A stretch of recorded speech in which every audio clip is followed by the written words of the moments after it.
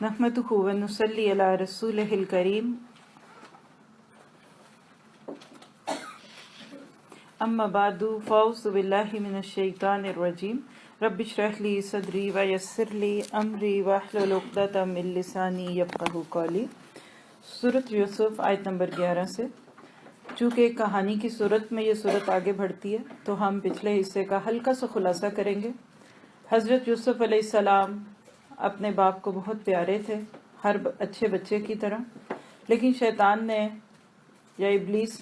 نے ان کے بھائیوں کے دل میں یہ خیال ڈالا کہ یوسف کی موجودگی میں ان کے باپ ان سے محبت نہیں کریں گے۔ بھائیوں نے بیٹھ کر ایک منصوبہ بندی کی، بھائیوں نے بیٹھ کر پلاننگ کی، جس کو آپ کہہ سکتے ہیں کہ ایک پلان بنایا، اور یہ سوچا کہ جب یوسف علیہ السلام راستے سے نکل جائے گا تو پھر ہمیں اپنے باپ کی محبت مل جائے گی۔ اگر آپ آج کی آیت جو آیت نمبر 11 ہے اس کو شروع کرنے سے پہلے آیت نمبر 10 کو دیکھیے تو ان کے بھائیوں کو شیطان نے کیا سجھایا کہ ہم باپ کی محبت لیں گے، اس کے لیے بھائی کو قتل کر دیں۔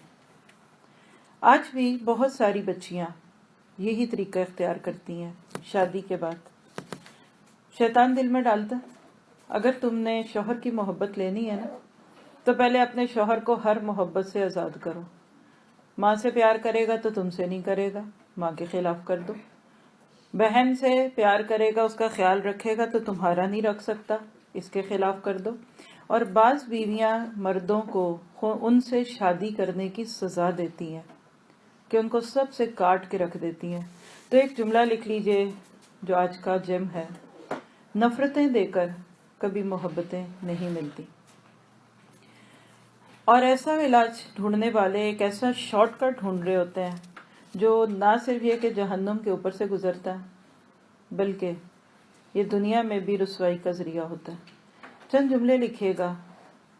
آپ اپنی انگلی کاٹ سکتے ہیں اور پھر آپ خوش رہیں۔ آپ اپنی ایک آنکھ نکال کر خوش رہ سکتے ہیں۔ آپ اپنا ایک کان کٹوا کر خوش رہ سکتے ہیں؟ نہیں رہ سکتے۔ اسی طرح یاد رکھیے، خون کے رشتوں کو کاٹ کر یا کٹوا کر ہم خوش نہیں رہ سکتے۔ قطع رحمی اسلام میں ایک بہت بڑا جرم ہے۔ اس کا اپوزٹ صلہ رحمی یعنی کنشپ، رشتہ داروں کو خوش رکھنا، رشتوں کو ملانا، خیال کرنا، اپنی ذمہ داریوں کو پورا کرنا۔ یہ اتنی بڑی ذمہ داری ہے کہ جس کو اللہ نے رحم سے جوڑ دیا، اور رحم عرش سے جڑا ہوا ہے۔ اگر کوئی دنیا میں رحم کرتا ہے تو کل اللہ تعالیٰ کے انشاءاللہ عرش تک وہ اللہ تعالیٰ کے قرب کو پائے گا۔ اب انہوں نے بدترین سوچی تھی کہ بھائی کو قتل کرتے ہیں۔ ایک دوسرے بھائی نے کہا نہیں قتل نہ کرو، ایسا کرتے ہیں کہ اس کو دریا میں ڈال دیتے ہیں۔ اس پہ ہم کافی تفصیل سے بات کر چکے کہ جب لوگوں کو امر بالمعروف اور نہی عن المنکر کریں تو پھر اس کے بعد لوپ ہولز نہ سکھائیں۔ اس کو آج ایک نام دیا جاتا ہے اور اس کا ایک پورا نام ہے فقہ، کس کی؟ حیلہ۔ ایک پورا باب پڑھایا جاتا ہے کتابوں میں، کتاب الحیلہ، حیلوں کا بیان۔ اور حیلہ کیا بہانہ، جیسے اردو میں آپ کہتے ہیں حیلے بہانے کرتی ہے۔ مثلا آپ زکوٰۃ نہیں دینا چاہتے تو پھر آپ ایسا کیجئے 11 مہینے کا ہونے پہ آپ کا جب مال آ جائے، یعنی جب کوئی مال آپ کے 11 مہینے رہے تو آپ اس کو کسی کو دے دیں، ایسے ہی دے دیں، آپ کی مرضی ہے۔ شرط دل میں رکھ لیں، اس سے باندھ لیں کہ میں نے پھر 1 ماہ بعد واپس لے لینا۔ جب اس کو دے دیا تو ختم ہو گیا۔ زکوٰۃ تو 12 مہینے پہ ہوتی ہے، سال نہیں گزرا کچھ دن دے کے اس کو کہا واپس کر دو۔ یہ ہے ہیلے کی ایک مثال۔ تو یاد رکھیے کہ اسلام ایسے کسی لوپ ہول کو پسند نہیں کرتا۔ بالآخر اس بھائی کے اس مشورے پہ یا اس طرح سے خیال دلانے پر جو ان کے دل میں خیال آیا وہ کیا تھا؟ وَالْقُوهُ فِي غَيَابَةِ الْجُبِّ، ڈال دو اس کو کسی اندھے کنویں میں۔ جب کے لفظ کو تھوڑا سا آپ کے سامنے کھولنا چاہوں گی۔ جب کہتے ہیں کنویں کو۔ اردو میں ایک لفظ ہے جیب، آپ نے بھی سنا ہوگا۔ جیب کہاں ہوتی ہے؟ سینے پہ ہوتی ہے نا عموماً، یعنی اس جگہ پہ ہوتی ہے۔ تو جیب لگانے کے لیے کرتے کیا ہیں؟ ایک چھوٹا سا کپڑے کا ٹکڑا کاٹتے ہیں، ایک چھوٹا سا کپڑے کا ٹکڑا ہوتا ہے اور وہ اصل کپڑے کے اوپر رکھ کر سی دیا جاتا ہے۔ تو جیب کہتے ہیں کاٹنے کو، یعنی اپنے تصور میں جیب کو کاٹنا رکھیں، قطع کر دینا۔ لیکن جب یہ جب کنویں کے معنوں میں آتا ہے تو بہت گہرا کنواں، وہ کنواں جو پختہ یا لپائی نہ کی ہو اس کی، ایسی حالت میں پایا جائے کہ لوگوں نے کھود کر خاص طور پر تیار نہ کیا ہو، بلکہ کھائی بنی ہوئی، جیسے میں نے کل بھی بتایا تھا آپ کو کہ نیچے سے ایسے سلوپ ہوتا ہے اور اوپر سے چوڑا ہوتا جاتا ہے، تو گڑھے کے معنوں میں کہہ لیجیے خود بخود بن جانے والا ایک کنواں اس میں ڈال دیا۔ یلتقط کے لفظ کو دیکھیے، لقطہ ہے اس کے اندر چھپا ہوا، لام قاف تو ہے، لقطہ لقطہ یلقط سے گری پڑی چیز کو زمین سے بلا محنت اٹھانا، اور لقطہ کہتے ہیں وہ پڑی ہوئی چیز جو کسی کو ملے اور وہ اس کو اٹھا لے۔ کبھی کبھی بچوں کو پیدا ہونے کے بعد لوگ ٹریش کین میں پھینک دیتے ہیں، تو لہٰذا لقطہ نوزائیدہ بچے کو بھی کہتے ہیں، پیدا ہوا وہ نیا بچہ جس کو کسی نے پھینک دیا، اپنے گناہ کی نشانی بھی کہیں جا کر کوڑے کے ڈھیر پر پھینک دی، اور اسے لقیط بھی کہتے ہیں۔ ہر وہ مال جو کہیں گرا پڑا ملے اور آپ اس کو اٹھا لیں وہ لقطہ ہے۔ اب یہاں دیکھیے کہ جو لفظ کے یلتقط ہو تو حضرت یوسف علیہ السلام گرے پڑے بچے بنے، اللہ اکبر۔ اور بعض سیارہ کا لفظ سارا یسیرو سے ہے، سیر کرنا اسی سے ہے۔ اس دور میں سیارہ کہتے تھے قافلے کو، سب مل کے جب جاتے تھے تو ایک ساتھ چلتے تھے، ایک ساتھ رکتے تھے۔ آج اگر آپ کسی عرب ملک میں جا کر دیکھیں تو سیارہ کہتے ہیں گاڑی کو، تو مراد ہے کہ وہ چیز جو سیر کرنے کے لیے استعمال ہوتی ہے، یعنی گاڑی کا معنی یہاں مراد قافلہ تھا، اگر تم کرنے والے ہو۔ چلیے اب اتنی ذہن سازی کے بعد اب آگے چلتے ہیں آیت 11 پہ۔ قالو، وہ بولے، یا ابانا، اے ہمارے ابا جان، ما لکا، کیا ہے آپ کو؟ ڈیفینسو سٹائل ہے، ابھی نوٹ کریں ارادے کیا ہیں قتل کے، سازشیں کیا ہیں، اور دل میں جذبے کیا ہیں حسد اور بغض کے، اور اب باپ کے سامنے جا کر روپ کیا پیش کر رہے ہیں۔ افسوس کے ساتھ کہنا پڑتا ہے کہ آج عموماً رشتہ داریوں میں ایسا ہی ہوتا ہے، دل میں آگ لگی ہوتی ہے اور منہ سے کہتے ہیں بڑی خوشی ہوئی، دل میں خواہش ہوتی ہے کہ یہ رشتہ ناکام ہو جائے، اور کیا کہتے ہیں اللہ مبارک کرے۔ یاد رکھیے جہاں خون کے رشتے ہوتے ہیں اور ذہن نہیں ملتا اور تربیت نہیں ہوئی ہوتی تو عموماً لوگ اپنے رشتہ داروں کی کسی خوبی کے وقت بھی خوش نہیں ہوتے بلکہ تقابل کر رہے ہوتے ہیں۔ تو دل میں کچھ اور تھا، منہ پہ کچھ اور رکھا۔ اور ماں لکا، کیا ہے آپ کو، کیا وجہ ہے، what's wrong with you، English میں اگر کہیں لا تامنا علی یوسف، نہیں بھروسہ کرتے آپ ہم پر یوسف کے معاملے میں۔ یہ جو تامنا کا لفظ ہے یہ وہی ہے جس کو آپ امانت دار کہنا، امین، امن سے حمزہ میم نون، یعنی کیا آپ کو ہم پر کوئی بھروسہ نہیں ہے، you don't trust on us۔ یہاں سے دیکھیے اس سٹائل کو کہتے ہیں ڈیفینسو سٹائل۔ پہلے سے گھر میں ایسا باپ کے سامنے ایسا ایک انداز اختیار کر رہے ہیں کہ جس کے بعد باپ کچھ بھی کہے تو کہیں گے ہاں ہمیں تو پہلے ہی پتا تھا۔ اور آج بھی بہت سارے بچے اپنے ماں باپ کو ایسے ہی بلیک میل کرتے ہیں، ہاں جی آپ تم پہ ٹرسٹ نہیں کرتی ماما، مجھے وائی فائی کا کوڈ نہیں دیتی، آپ تو مجھے پتہ ہے مجھے ٹیب نہیں دلائیں گی، اور آپ تو مجھے فون نہیں دلائیں گی، اور آپ تو مجھے اپنے دوست کے گھر رات کو رہنے کی اجازت نہیں دیں گی۔ یعنی یہ وہ سٹائل ہے جس کو اردو میں کہتے ہیں چڑھائی کرنا، اور انگلش میں کہہ لیجئے اوفینسو، ڈیفینسو نہیں بلکہ اوفینسو، اوپر چڑھائی کرنا تاکہ جس سے یہ بات کی جا رہی ہے وہ گلٹ میں آ کر اجازت دے دیں۔ وَإِنَّ لَهُ لَنَاصِحُونَ، حالانکہ ہم تو اس کے بڑے خیر خواہ۔ کبھی آپ اس لفظ اِنَّ لَهُ لَنَاصِحُونَ کو پچھلی آیت 10 کے ساتھ جوڑ کر دیکھیں، اقتلوا لا تقتلوا یوسف، اور اس سے اوپر جا کے دیکھیں تو ارادے کیا تھے، ہر زبان پہ کہ وی آر یور ویل وشر، آئی ایم یور سنسیئر۔ یاد رکھیے کہ آج بھی بہت سارے رشتوں میں ایسا ہی ہوتا ہے، لوگ آپ کو نیکی سے روکتے ہیں، لوگ آپ کو اچھے کام سے روکتے ہیں، اور آخر میں کیا کہتے ہیں، میں تمہاری دشمن تھوڑی ہوں، اور میں تمہارا دشمن تھوڑی ہوں، مجھے تمہاری صحت کا خیال ہے، نہیں مجھے تمہاری فلاں چیز کا فکر ہے۔ تو ضروری نہیں کہ خود کو سنسیئر کہنے والا یا سمجھنے والا آپ کا سنسیئر بھی ہو۔ کیجئے گا، سیدھی بات پہ آتے ہیں، ارسلہ معنا غدین، کل ذرا اسے ہمارے ساتھ بھیجیے۔ ہو سے مراد یوسف جو ایک بچے کی صورت میں تھے، معنا ہمارے ساتھ، غدن کل، غدن عربی زبان میں ٹمارو کے معنوں میں آتا ہے۔ دیکھیے دو کل ہوتی ہے نا، انگلش میں تو سبھی کو آتا ہے، یسٹرڈے اور ٹمارو، کوئی بھی اس کا فرق نہیں بھولتا۔ عربی زبان میں بھی آنے والی کل کو غدن کہتے ہیں، سورۃ حشر میں بھی آتا ہے وَلْتَنْظُرْ نَفْسٌ مَا قَدَّمَتْ لِغَدْ، لی غد میں جو غد ہے نا وہ وہی ہے کل، ٹمارو، یعنی کل کے دن پلان دیکھیے، اور کتنا سٹپٹ پلان ہے کہ کوئی پہلے سے گئے مہینوں کی تیاری نہیں دکھ رہی. اوپر کام ہو رہا ہے، جب میں خاموش ہو جاؤں تو آپ استغفار کرتے رہا کریں، کیونکہ یہ ہماری مجبوری ہے. جب بھی آواز آئے گی میں چپ کر جاؤں گی، ٹھیک ہے؟ تو آپ دیکھیے کہ غدن سے مراد کیا ہے؟ ٹمارو، کل. غین دال واو اس کا روٹ ہے. غدوف، بالغدوف والآصال، قرآن پاک میں بہت جگہ یہ لفظ آتا ہے. اور صبح سویرے، دن کا ابتدائی حصہ. لکھ لیجئے اے ایمز. انگلش میں جب ہم جب ٹائم لکھتے ہیں اے ایمز اینڈ پی ایمز لکھتے ہیں نا، تو غدن خاص طور پہ اے ایمز کا وقت ہوتا ہے. غدا علیہ غدوون، اس کے پاس صبح سویرے گیا. اور یہ لفظ آپ پیچھے ایک بڑی مختلف شکل میں پڑھ چکے ہیں سورۃ آل عمران میں. وَإِذْ غَدَوْتَ مِنْ أَهْلِكَ، تا کیوں آ گئی وہ ایک الگ ایشو ہے، لفظ اصل میں غدب تھا.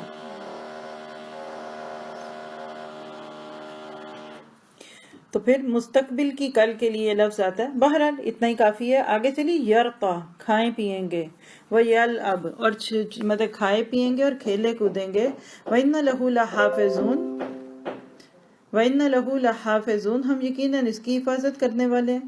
یعنی باپ کو کہہ رہے ہیں ہم کل شکار پر جا رہے ہیں، اب یوسف کو ہمارے ساتھ بھیج دیجئے، وہاں یہ درختوں سے پھل کھائے گا، کھیل کود سے دل بہلائے گا، آپ اس کی طرف سے بے فکر ہو جائیں، ہم اس کی حفاظت کریں گے. اس میں دو لفظ دیکھ لیجئے. یرتا، رتا سے ہے. رتا، یرتا و رتن کہتے ہیں سرسبز مقامات پر سیر ہو کر کھانا پینا، اپنی مرضی کے مطابق گھومنا پھرنا. اصل میں یہ روتا آتا ہے جانوروں کے چرنے چگنے کے لیے، اسی لیے بعض ترجموں میں آپ دیکھیں گے چرے گا چگے گا، ہاں، لیکن اصل میں بالکل یہ وہ لفظ ہے جس کو آج کل انگلش میں پکنک کہتے ہیں. کس کس کو شوق ہے پکنک کا؟ آپ کہیں گے شوق تو بڑوں کا ہے، جا نہیں سکتے. آپ کو پتا ہے کہ یہ وہ موقع ہوتے ہیں کہ جو موقع پھر دوبارہ نہیں آتے. تو یہاں سے آپ سمجھ لیں کہ سورۃ یوسف کی تکمیل کی خوشی میں پکنک ہو رہی ہے. کھائیں بھی، اب جس کے نصیب میں ہوگی وہ جائے گا، جس کے نہیں ہوگی پھر وہ پھر شاید کبھی بھی نہیں جائے گا. لیکن یہ تو خیر میں ایسے آپ کو جگانے کے لیے کہہ رہی ہوں. لیکن یاد رکھیے کہ یہ روح کی غذا ہوتی ہے، یہ وقت پھر نہیں آئے گا. یہ باہر کی خوبصورتیاں، یہ بہاریں جو آپ کو پکار پکار کر کہہ رہی ہیں کہ ہمیں دیکھو اور بنانے والے کا قرب حاصل کرو، یہ آپ کو نہیں ملیں گے. اور آپ جانتے ہیں کہ جو بھی سیر یا تفریح کا پروگرام یہاں بنتا ہے وہ اس سوچ کے ساتھ بنتا ہے کہ اس پہ غور و فکر ہو. فَسِيرُ فِي الْأَرْضِ فَيَنْظُرُ فَكَيْفَ كَانَ عَاقِبَةُ الْمُفْسِدِينَ، اور مکذبین مختلف طرح سے لفظ آتا ہے. بہرحال آپ لفظ جرتا سمجھ گئے. اسی سے آپ کہہ لیجئے کہ وہ جگہ جہاں جانور چرتے ہیں، جس کو اردو میں ہم کہتے ہیں چراگاہ، اس کے لیے لفظ آتا ہے مرتاؤ. اور زیادہ ڈیپتھ میں نہ جاؤں تو بہتر ہے. یلب، لائب سے، لائب کہتے ہیں کھیل کو. وَمَا الْحَيَاةُ الدُّنْيَا إِلَّا لَعِبٌ وَلَهْوٌ، لائب کھیل تماشا. اچھا، بڑی عقل مندی ہوگی اگر آپ اس میں سے ملتا ہوا کوئی ایک لفظ اردو میں دے دیں مجھے. چلیں، گفٹ ہے، سرپرائزڈ گفٹ ہے جی. لعاب، آپ کیا کہتی ہیں؟ آپ بولے. لعاب، کوئی ربط ہے ان دونوں میں؟ چلے، صوبیہ کا گفٹ پکا، یہ پہلے بولی تھی آپ نے، ان کا تو نہیں سنا تھا. آپ کا بھی پکا، دونوں کے گفٹ ہے. اس کے بعد کسی نے ان کا سنے بغیر اگر لعاب بولا تھا تو ہاتھ کھڑا کر دے. سنے بغیر بولا تھا. آپ تینوں کے گفٹ پکے. آپ جو سب آپ سے پوچھیں گے آپ کو کیا ملا. لعاب والا لفظ ہے. دیکھیے اردو میں آپ دیکھیے لعاب کیا ہوتا ہے؟ تھوک کو، منہ میں رال کی طرح بہنے والی چیز ہوتی ہے نا. اب لائب کیا ہے؟ کبھی دیکھیے جن کو کھیل کا شوق ہے ان کی رال ہی ٹپکتی رہتی ہے. گھر میں مہمان آئے ہیں، شادی پہ جانا ہے، دعوت میں جانا ہے، ہمارا میچ ہے، ہم کھیلیں گے. گرمی ہے، سردی ہے، تو وہی لفظ ہے لعاب، جو منہ سے بہنے والی رال ہوتی ہے اس کو کہتے ہیں. تو لائب کھیل ہے. کھیل سے مراد یہ ہے کہ ایسا کام جس کا فائدہ کوئی نہ ہو، لیکن بس ایسے ہی مزے کے طور پر یا دلچسپی کے لیے. رال بھی کب ٹپکتی ہے؟ جب کوئی بہت پسندیدہ چیز ہوتی ہے. اچھا، لائب کس کو کہتے ہیں پھر؟ کھلاڑی کو. اس پہ کوئی گفٹ نہیں ہے، جو مرضی بولے. کچھ لوگ آپ بولے ہیں لائب کیا ہوتا ہے؟ کھلاڑی. جس طرح پلیئر کو انگلش میں جس کو پلیئر ہوتا ہے، اسی طرح لائبن جدن کی ضد ہے. جد کس کو کہتے ہیں؟ کبھی کسی نے مجھے آن لائن پہ کوئی چیزیں ہوم ورک چیک کرائیں تو میں اس کو ہمیشہ جدن یا جدن یا جدو جدن لکھ دیتی ہوں. تو جد کہتے ہیں ایکسیلنٹ کو. یعنی جد کیا ہے؟ بہترین کام. تو لائب ہے بیکار کام. بس اس کو جس طرح بھی سمجھ لیں. تو بہرحال یہ کشتی جب بہت زیادہ ادھر ادھر گھومتی ہے، اپنی منزل تک نہیں جاتی نا، تو کہتے ہیں لائب بن الموج۔ اور بھی بہت خوبصورت اس کی اپلیکیشن ہے، بس آپ کے پاس وقت ہونا چاہیے سننے کے لیے۔ اللہ تعالیٰ فرماتے ہیں کہ ان لوگوں نے یہ بات کہہ کر آگے کہا لحافظون۔ حافظون کیا ہے؟ حافظہ، نگہبانی کرنا، حفاظت کرنا۔ اب ہمارے ہاں حافظ کون ہے؟ حافظ قرآن۔ دیکھیے ہمارے ذہن میں کیا آتا ہے حافظ قرآن سے؟ قرآن یاد کرنے والا، لیکن اگر آپ اصل میں دیکھیں نا، حافظ قرآن قرآن کے لفظوں کی حفاظت کرنے والا ہے۔ اللہ نہ کرے کبھی سارے قرآن ختم ہو جائیں، ساری لائبریریوں کو آگ لگ جائے، تو حفاظ کے سینوں میں سے اس قرآن کو لے لیا جائے گا۔ اور ایسا ہسٹری میں ہوا۔ ایک ایسا ظالم بادشاہ تھا کہ جس نے کہا سارے مسلمانوں کے نسخے جو ہیں، مسلمانوں کے سارے مصحف جو ہیں ان کو ختم کر دیا جائے۔ بادشاہ کے حکم پہ ہو گیا۔ ایک دن کہیں سے گزرا تو پھر قرآن پڑھنے کی آواز آئی، جا کے اپنے کرندوں کو ناراض ہوا، کرندوں سے ناراض ہوا کہ تم نے میرے سے جھوٹ بولا ہے، تم کہتے تھے سارے مصحف سارے قرآن ختم ہو گئے، یہ تو آوازیں آ رہی ہے۔ کہنے لگے بادشاہ سلامت، جو صحیفے تھے، جو لکھی ہوئی چیزیں تھیں، وہ تو ہم نے جلا دی، ختم کر دی۔ اس امت کے تو سینوں میں قرآن ہے، ان کو ہم کیسے ختم کریں؟ اور آپ کو پتہ ہے کہ پچھلی کتابوں میں امت مسلمہ کی یہ خوبی تھی کہ ان کے سینے میں قرآن آئے گا، اور قرآن وہ واحد چیز ہے، وہ واحد کتاب ہے جو لفظ بلفظ سینے میں چلی جاتی ہے، اور ایک دفعہ چلی جائے نکلتی کبھی نہیں، یہ میں آپ کو بتا دوں۔ بے شک غلطی کے ساتھ کوئی پڑھا ہونا، 20 سال بعد آپ پڑھیں گے وہ غلط ہی پڑھیں گے، لیکن بھولے گا نہیں۔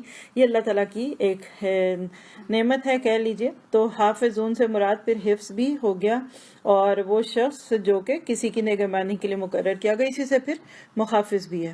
اب آپ دیکھیے کہ بیٹے کتنے مسکین بن کر، کتنے ہمدرد بن کر اجازت لے رہے ہیں۔ باپ کون تھا آگے؟ کیا کوئی بھولا بھالا، کوئی دنیا کا کوئی ظاہردار شخص تھا؟ نہیں، مقابلے میں کون تھا؟ باپ بھی تھا اور نبی بھی تھا۔ جب آپ سنیے آیت 13 میں، قال انی لیحزننی ان تذبحوا بہ، یعقوب علیہ السلام نے فرمایا مجھے یہ بات اندیشے میں ڈالتی ہے، کیا کہ تم اس کو لے جاؤ، وَأَخَافُ أَن يَأْكُلَهُ الذِّئْبُ، اور میں ڈرتا ہوں کہ کہیں اسے بھیڑیا نہ کھا جائے۔ ہاں لیکن تم تو واقعی کوشش کرو گے، پر یہ کب ہوگا؟ وَأَنْتُمْ عَنْهُ غَافِلُونَ، جب کہ تم اس سے غافل ہو۔ باپ کا انداز دیکھیے، بیٹوں کے انداز اور باپ کے انداز میں زمین آسمان کا فرق ہے۔ اندیشے کا اظہار بھی کر رہے ہیں، لے جانے کی ایک قسم کی در پردہ اجازت بھی دے رہے ہیں۔ کانشیس کیا کر رہے ہیں کہ تم ظاہر ہے پکنک پہ جا رہے ہو، کھیلو گے، کھاؤ گے، کودو گے، مجھے پتہ ہے تمہاری کوئی بری نیت نہیں، لیکن غفلت کی وجہ سے کہیں ایسا نہ ہو کہ اس کو بھیڑیا کھا جائے۔ یہ ہے خوبصورت انداز۔ یاد رکھیے، اپنے بچوں کے کسی پلان، کسی فعل، کسی پروگرام کو آپ 100% بھی جان جائیں تو کبھی ڈائریکٹ جا کے ہٹ نہ کریں کہ لگ گیا مجھے پتا۔ ہم سوچتے ہیں اس کو کہے گا میری ماں کتنی جینیس ہے، وہ جینیس نہیں، زہر لگ رہی ہوتی ہے اس کو ماں۔ باپ بھی اگر ڈائریکٹ ہٹ کرے گا، باپ سے نفرت ہوگی۔ اچھا بیٹا جی کدھر جا رہے ہیں؟ اچھا گڈ، ماشاءاللہ، ٹھیک ہے۔ باتوں میں سے بات ڈھونڈیں، جو اندیشے ہیں نا اس کو کسی اور انداز میں پیش کریں۔ تبلیغ کے اندر چاہے آپ بچوں کو کر رہے ہیں اپنے تربیت کے انداز میں یا کسی دوسرے میں، بالکل ڈائریکٹ ہٹ کا جو انداز ہوتا ہے نا، وہ اگلے کو آپ سے دور کر دیتا ہے، وہ اندر سے کان بند کر لیتا ہے۔ آپ بولتے رہے، آپ میں نہیں سنوں گا۔ اور جب آپ اس طرح کا انداز کرتے ہیں نا، جیسے حضرت یعقوب نے یہ بات کہی، ہاں مجھے غم تو ہے، شاید تم غافل ہو، پھر لیتے ہیں، تو اب ذرا سوچیے وہ پلان ڈال دو اس کو کنویں میں، وہ یاد آیا ہوگا نا، تو اندر ایک شعور پہ چوٹ بھی پڑی ہوگی۔ اوہو، ابا ہمیں کتنا اچھا سمجھ رہے ہیں کہ تم غافل ہوگے پھر بھیڑیا کھائے گا، اس کا تھا کہ ابا کو تو پتہ ہی نہیں چلا کہ ہمارا ارادہ تو اس کو کنویں میں پھینکنے کا۔ تو اس سے یاد رکھیے ریپو بنتا ہے، تربیت، پیرنٹنگ۔ میں نے ایک سال ادھر نہیں، کسی پاکستان میں 4 دن کا کورس کروایا تھا، پوری سورہ یوسف صرف پیرنٹنگ کے پوائنٹس پہ پڑھائی تھی، آج سے 3-4-5 سال پہلے کی بات ہوگی۔ اس ایک سورت کو پڑھنے کے بعد انسان کم از کم اپنی تربیت کی غلطیوں کو ضرور جان لیتا ہے۔ تو ہمیشہ اپنے بچوں کو انڈائریکٹلی وارن کریں، انڈائریکٹلی ان کو تبلیغ کریں اور ان کا شعور بیدار کریں۔ ہم ان کی انا بیدار کر دیتے ہیں، اور انا سویا ہوا شیر ہے، اس کو سویا رہنے دیں۔ جب دائی مدعو کی انا کو بیدار کرے گا نا تو وہ اس کی بات نہیں سنے گا، وہ کہے گا چھوڑو۔ جب اس کے اندر کے ضمیر کو زندہ کرے گا نا تو وہ ضرور بعد میں سوچے گا۔ اور پھر نپے تلے جملے یہ بھی لکھیں، लंबी चौड़ी कहानियां अगर आप पहले पेश कर देंगे ना तो अगला बंदा आपसे नेगेटिविटी में जाएगा। आधा जुमला बोल के कि अब आगे आप खुद सोचें, फिल इन दी ब्लैंक्स करें जी। क्वेश्चन मैंने दिए, जवाब आप ढूंढे। खुदा हाफिज़, अब मैं बाहर जा रही हूँ। एक और जुमला लिखे, जब भी बच्चों, बड़ों, उस्ताद, शागिर्द, जिस रिश्ते में भी तरबियत के आप जिम्मेदार हैं, आप किसी के मुरब्बी बन चुके हैं, आप उस बंदे को थोड़ी सी बात करके छोड़ दें। देखिए आपने देखा होगा एडवर्टाइजमेंट करते हैं ना, जब एक छोटा सा स्लॉट देते हैं और फिर कहते हैं बाकी बात 8 बजे फलां चैनल पे देखिएगा। एडवर्टाइजमेंट जिसको कहते हैं, जिसको ट्रेलर कहते हैं, छोटी सी एक झलकी दे देते हैं वीडियो की और फिर कहते हैं बाकी वहां सुने। क्यों? इससे सस्पेंस कायम रहता है। तबलीग में कम बोले और ज्यादा सुने। जब बहुत बोल के अगले को खूब कोस कास लेते हैं ना तो उसका नतीजा क्या निकलता है फिर वो हम सब जानते हैं। ठीक है, खैर बेटों का जवाब सुनिए, फिर इस पे इकट्ठी बात करते हैं जहां भी बात होगी। कालू, कहने लगे, लाइन अकलहु ज़ीबु, अगर खा गया इसको भेड़िया। पीछे भी लफ्ज़ ज़ीब आया ना, अभी भी आ गए, समझ लीजिए। जाल हमजा बा इसका रूट होता है, भेड़िया।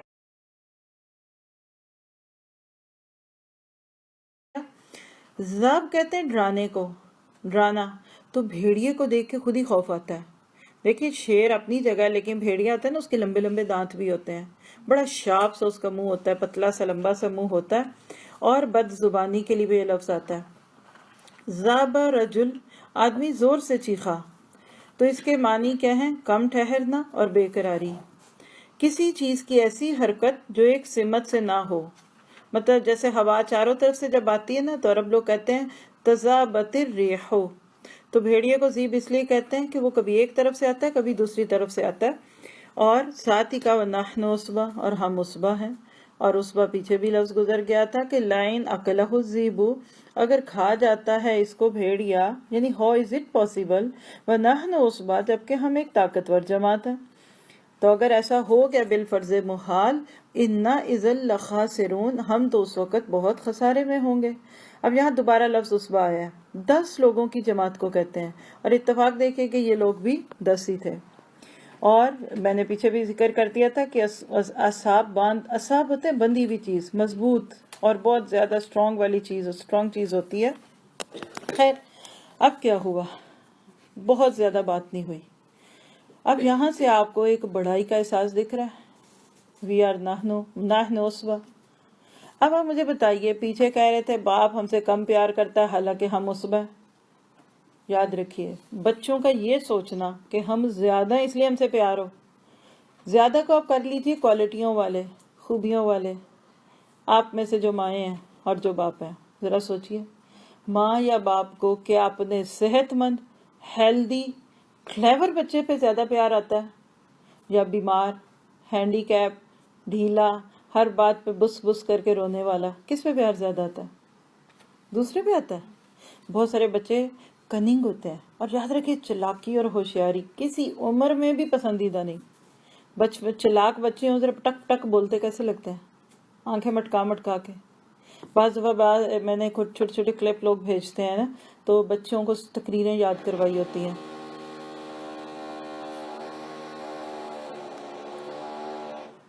बच्चे बड़ों की कोई नकाली कर रहे होते, साफ लग रहा होता है कि ये बस जो बोल रहे हैं इनको तो एक लफ्ज भी नहीं आता, लेकिन वो पटक पटक बड़ों वाली बातें कर रहे होते हैं, जनाब बेमन, फलान इगरानी, और वो अजीब लगता है। ऐसे लगता है कि छोटे से मुंह से बड़ी सी बातें नहीं करी हैं। तो यहाँ वहाँ क्या थी? उसबा, प्यार के लिए। यहाँ क्या है? ताकतवर। आज भी यही जोम है थोड़े, लेकिन ताकतवर है। इस मान पे बाज दफा फिर वो दूसरों की हक तलफी भी करने लग जाते हैं। और लेकिन यहाँ आप देख रहे हैं कि हजरत याकूब अलैहिस्सलाम का और बेटों का जो मुकालमा है वो पूरा हुआ। चंद बातें इसमें से समझ लीजिए। पहली बात है कि बिगाड़ के अंदेशे के बावजूद बच्चों को मौके देने चाहिए। आपको यकीन भी है ना कि बच्चा अगर इस तरह चलने से वहां जहाँ तक गिर पड़ेगा तो चलने दीजिए, आपके सामने गिरेगा ना,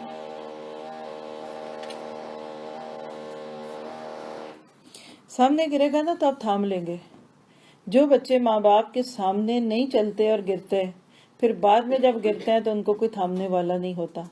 इसको इख्तियारे के तौर पे समझिए। फितरी तौर पे तो चले बच्चा 2-3 साल की उम्र में चलता ही है। आप कोशिश कीजिए बच्चों, और मैं तो बच्चों के साथ फिर तालिब इल्म, शागिर्द, دین کے کام کرنے والے، ان کو پورا موقع دیجئے کہ آپ کے سامنے ہی غلطیاں کریں اور گریں، اور آپ پھولوں کی پتیوں کی طرح پیچھے سے ان کو پیچھے سے تھام لیں، آپ ان کو سہارا دیں۔ کیوں کہ جب ہم بڑے بڑے بچوں کو بیبی بنائے رکھتے ہیں نا، تو یاد رکھیے پھر وہ جب بیبی گود سے اترے گا تو گرے گا تو آپ شاید نہیں ہوں گے پاس۔ کبھی بچوں کو بیبی بنا کر نہ پالیں کہ آپ ان کے لیسز بھی بند کر رہے ہیں۔ ہمارے جو ایسٹرن کلچر ہے نا، اس میں یہ چیز موجود ہے کسی حد تک، بچے کو بڑا ہونا ہی نہیں دیتے۔ چند دن پہلے ایک ویڈیو کسی نے بھیجی، آپ کا جو گروپ ہوگا اگر مجھے ریمائنڈر دیں تو میں آپ کو بھیجتی ہوں۔ تصویر میں ماں نہیں ہے، پیچھے بیک گراؤنڈ میں کھڑی آواز آ رہی ہے، کسی پلے گراؤنڈ میں جیسے بارنے آگے ہوتا ہے۔ ایک بچی ہے 3-4 سال کی ہوگی، اور ایک بچہ اس سے چھوٹا 2-2.5 سال کا ہوگا۔ ایک وہ نہیں ہوتی جو سلائیڈ ہوتی ہے، پیچھے سے سٹیپس کر کے چڑھتے ہیں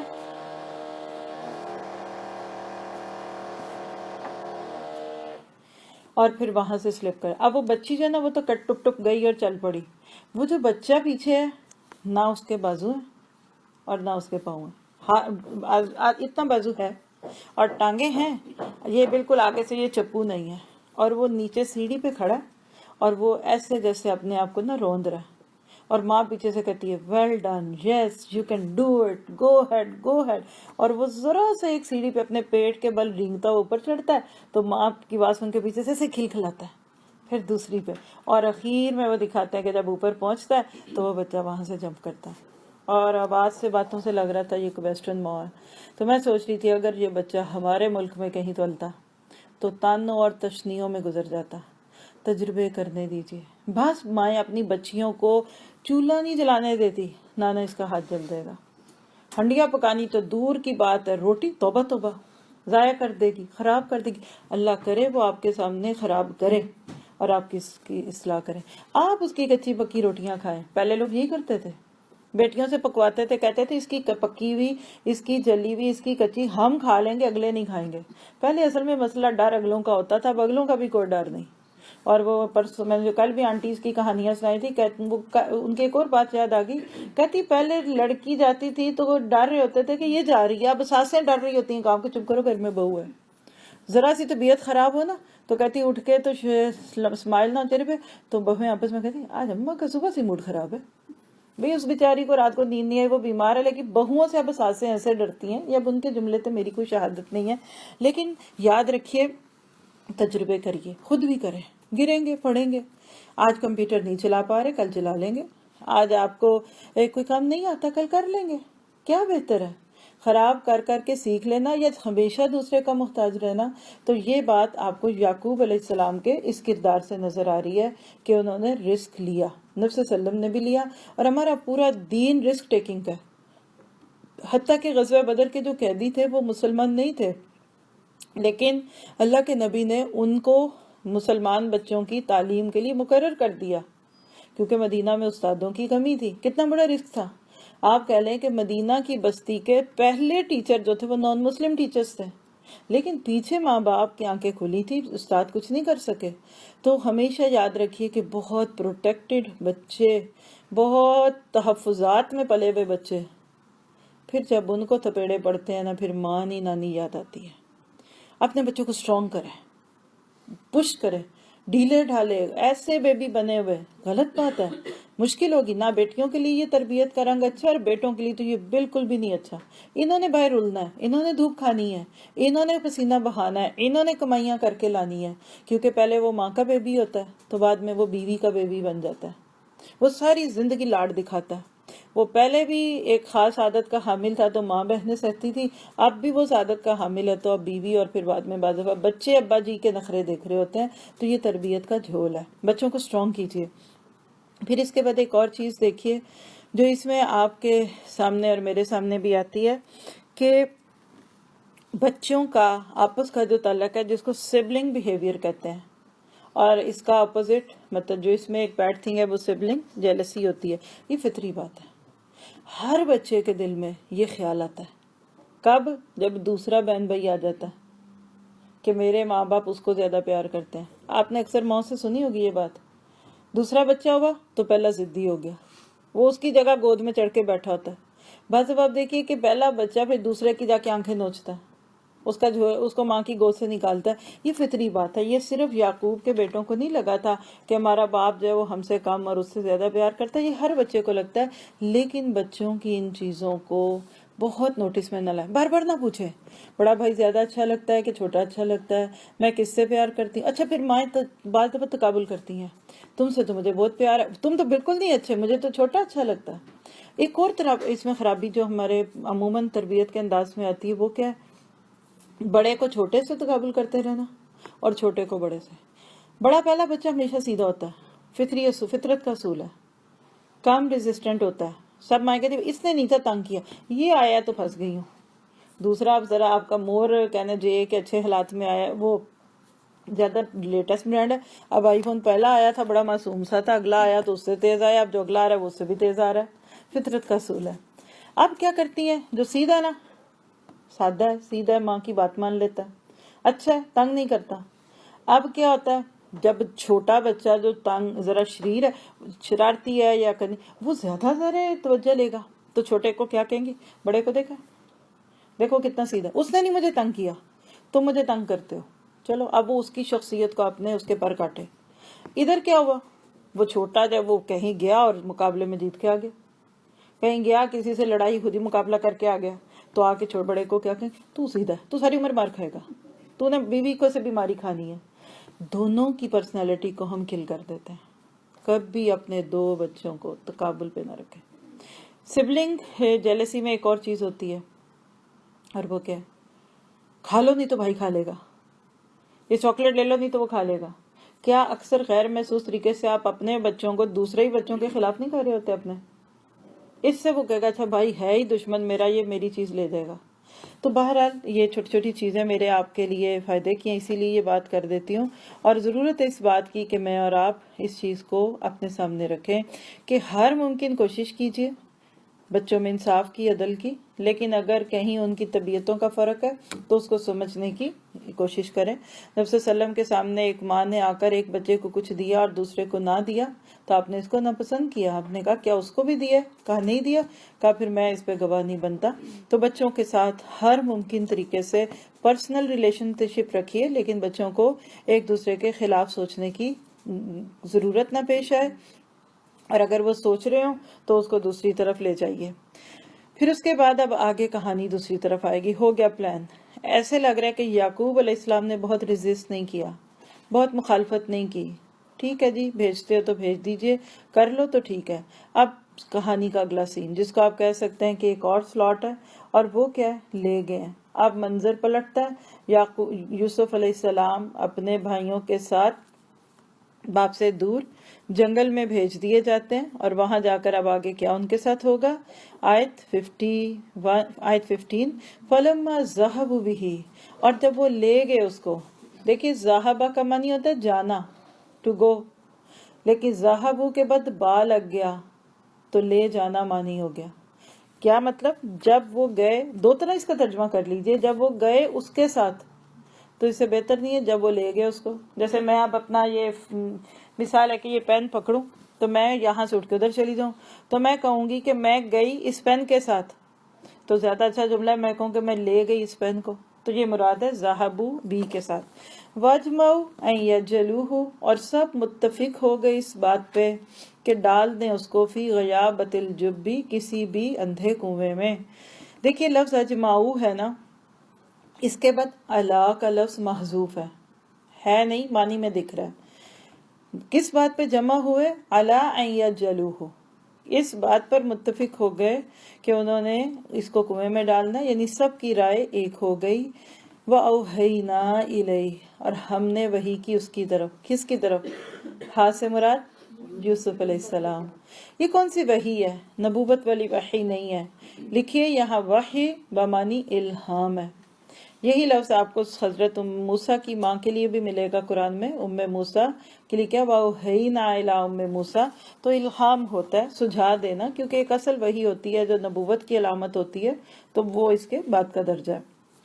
تو ہم نے الہام کیا یا وحی کی اس کی طرف، کیا لَتُنَبِّئَنَّهُمْ بِأَمْرِهِمْ هَٰذَا، ایک دن ضرور ایسا آئے گا کہ تم ان کو ان کی یہ حرکت جتلاؤ گے، لیکن وَهُمْ لَا يَشْعُرُونَ، انہیں اس وقت اس کا اندازہ بھی نہیں ہوگا۔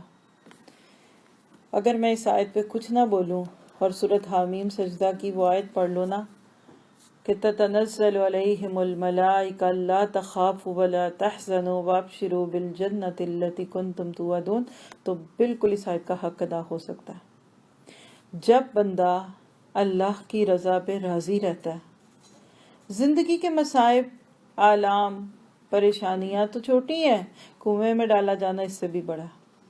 یوسف علیہ السلام کول، کام، لیس ریزسٹنٹ، ٹھنڈے سبھا سے بیٹھے ہیں، کوئی ریئیکشن شو نہیں کر رہے، بچے تو نہیں تھے۔ بہت کہانیاں میں نے اس پہ اتنی دفعہ پڑھی ہیں، پر میں اس ڈر سے نہیں آپ کو بتاتی کہ پتہ نہیں وہ کس درجے کی صحت ہے۔ پوری سٹوریز بھری ہوئی ہیں اس کے اوپر، کیسے ہوا، کدھر گئے، ادھر لے گئے، پھر پیچھے آگے، پھر آگے، لیکن پھر اتنی کہانی بیان کروں گی تو پھر عمل کی باتیں تو نہیں کر سکیں گے نا۔ لیکن یوسف علیہ السلام کنویں میں ڈال دیے گئے، یہ لب لباب ہے۔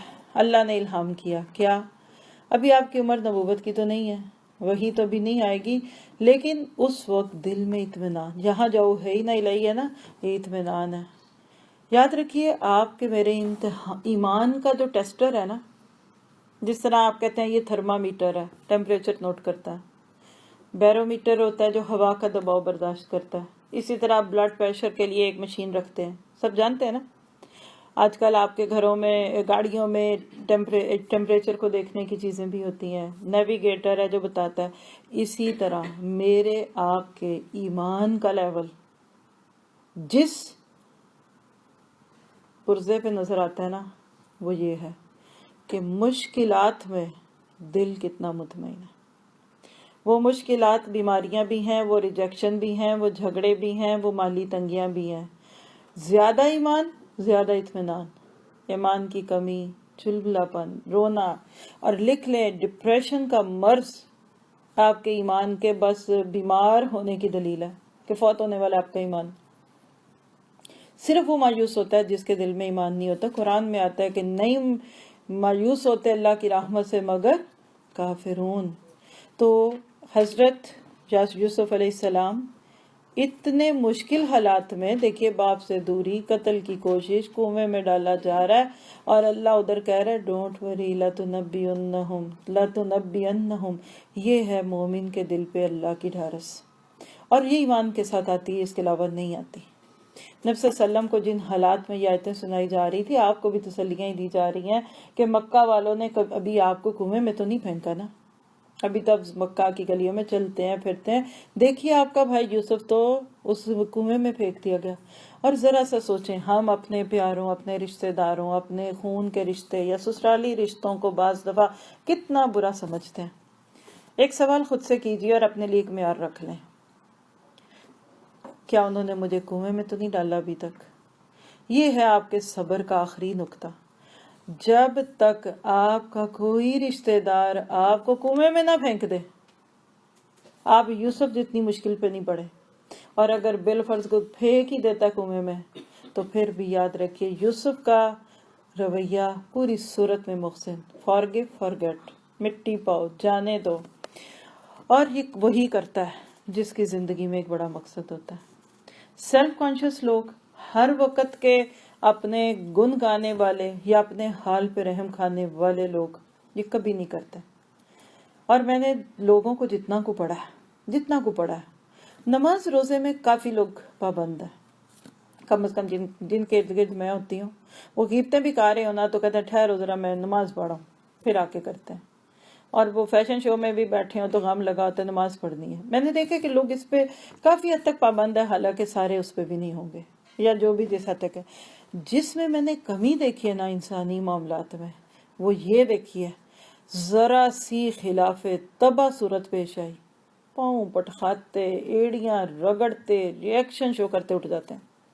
یہ اجتماعی زندگی میں بھی ہوتا ہے, یہ دینی زندگی میں تو بہت زیادہ ہوتا ہے, یہ دین کے نام پہ جمع ہونے والوں میں تو کثرت سے ہوتا ہے. ہاں میں نہیں کر سکتی, میں نہیں نپ سکتی, میں اس کے ساتھ نہیں چل سکتی, میں اس کے ساتھ نہیں چل سکتی, مجھے اوپر کی کرسی سے نیچے بٹھا دیا, میری عزت نہیں کی, مجھے پوچھا نہیں. اللہ کی پناہ بھئی, آپ اپنی جنگ لڑ لیں, آپ کو دشمن سے تو لڑنے کی فرصت ہی نہیں. اور شیطان سے کون لڑے جب تک وہ اپنے بارے میں نہ پورے اترے. اور گھریلو معاملات, آج آپ یہاں بیٹھیں, اگر آپ مجھے اجازت دیں میں 5 منٹ چپ ہو جاتی ہوں. آپ اپنے پورے خاندان کی سٹوریاں ذہن میں لائیں.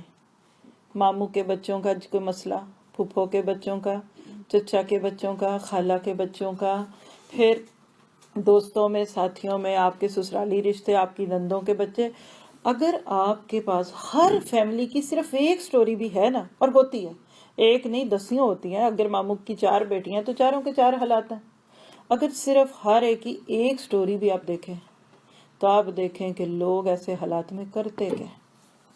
ایسے لگتا ہے کہ سارے یہی ہیں جو السمیع کی جگہ پہ کھڑے ہیں, ان کو سنا لو, اور یہ ہیں البصیر, ان کو دکھاؤ میرے ساتھ کیا ہوا. بھئی کیا ہوا, کیا کیا کسی نے آپ کے ساتھ؟ اتنا ہم ریئیکشن شو کرتے ہیں, مظلومیت کی داستان بن کے دل چاہتا ہے ہاتھ میں بینر پکڑ کے کھڑے ہو جائیں, احتجاج احتجاج احتجاج, مارو کاٹو کاٹو. اسلام کیا سکھاتا ہے؟ ان بندوں میں کیوں الجھتے ہو؟ ان کے ہاتھ میں ہے کیا؟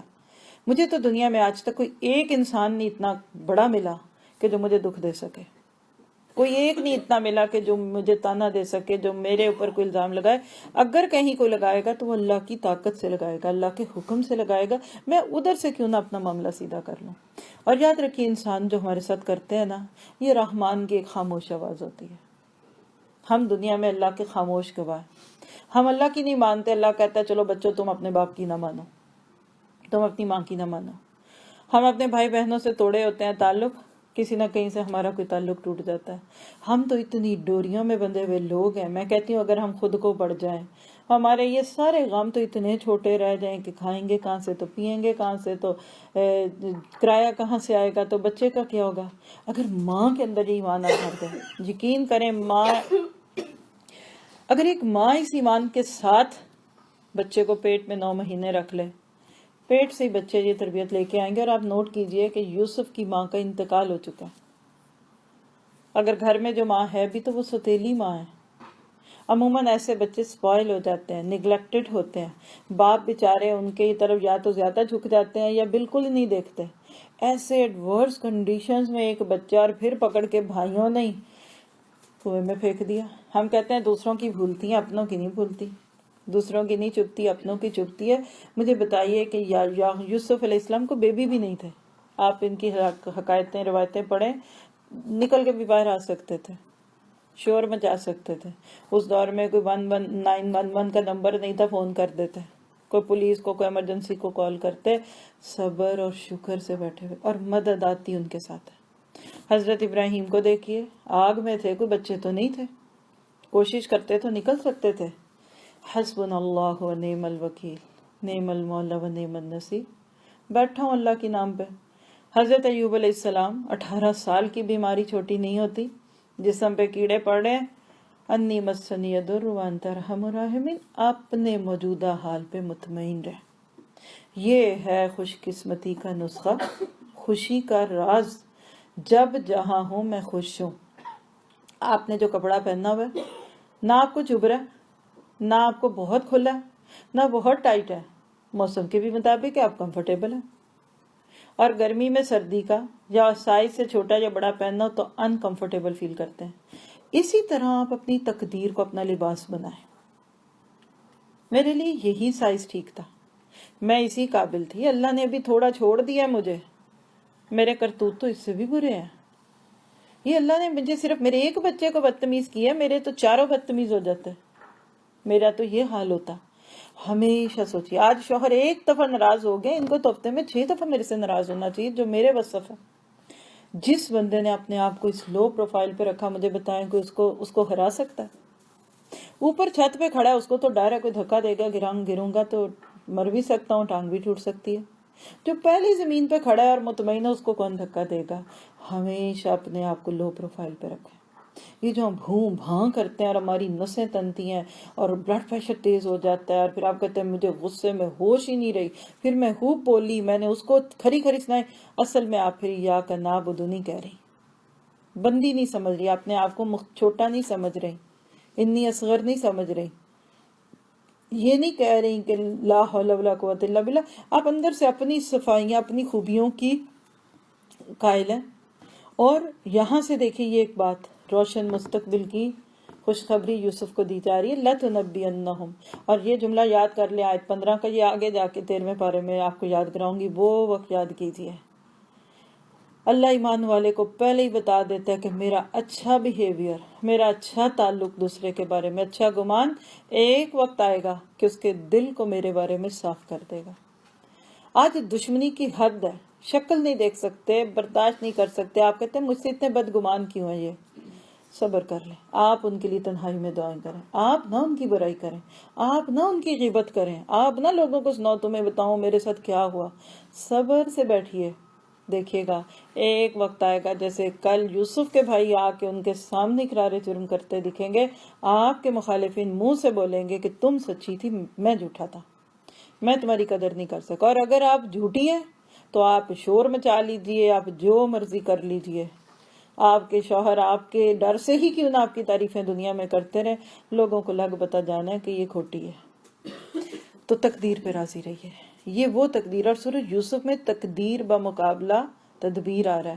جب میں نے دورہ قرآن کرایا اس سال کا بھی اور پچھلے بھی، تو میں نے اس بار میں 13ویں پارے کا تھیم یہ رکھا تھا، تقدیر بمقابلہ تدبیر، لاکھ تدبیریں کر لیں ہونا وہی ہے جو اللہ نے چاہنا ہے، ماں باپ کیا نہیں دیکھتے، لیکن جو غم بچیوں کو آنا ہے وہ آنا ہے، اور مائیں کیا نہیں ڈھونڈتی، چراغ لے کے ڈھونڈتی ہیں، وہ پری کہاں سے لاؤں جسے دلہن تیری بناؤں، پر وہ پری آ بھی جاتی ہے تو آپ کے بیٹے کو کے اوپر پر نہیں مارتی، یہ اللہ کے حکم سے ہوتا ہے۔ آپ سر پھوڑتے ہیں، ہائے ایسا کیوں ہوا، ہم نے کیا گناہ کیا، ہمیں تو یہ پتہ ہے نافرمانیاں کریں پھر گھر نہیں بستے، ہائے ہم نے تو یہ کیا، اور بعض تو حد کر دیتے ہیں نیکی کی، سنت طریقے، کعبے میں جا کے آپ نکاح پڑھا دیں بچوں کے، نہیں نبنی تو نہیں نبنی، امام کعبہ سے کہہ دیں میرے بچے کا نکاح پڑھا دو، آپ کہیں گے اس کی برکت سے یہ گھر خوشحال گھرانہ بنے گا، نہیں بنے گا، کیونکہ وہ اوپر ذات ہے، فعل لما یرید، وہ بندے کو توڑتا ہے پھر جوڑتا ہے پھر توڑتا ہے، تو ہمیشہ اپنے آپ کو چھوٹا سمجھیں، اور پھر آپ دیکھیں گے کہ اس کے بعد جو زندگی میں تبدیلیاں آئیں گی، پھر جو خوشیاں ملیں گی۔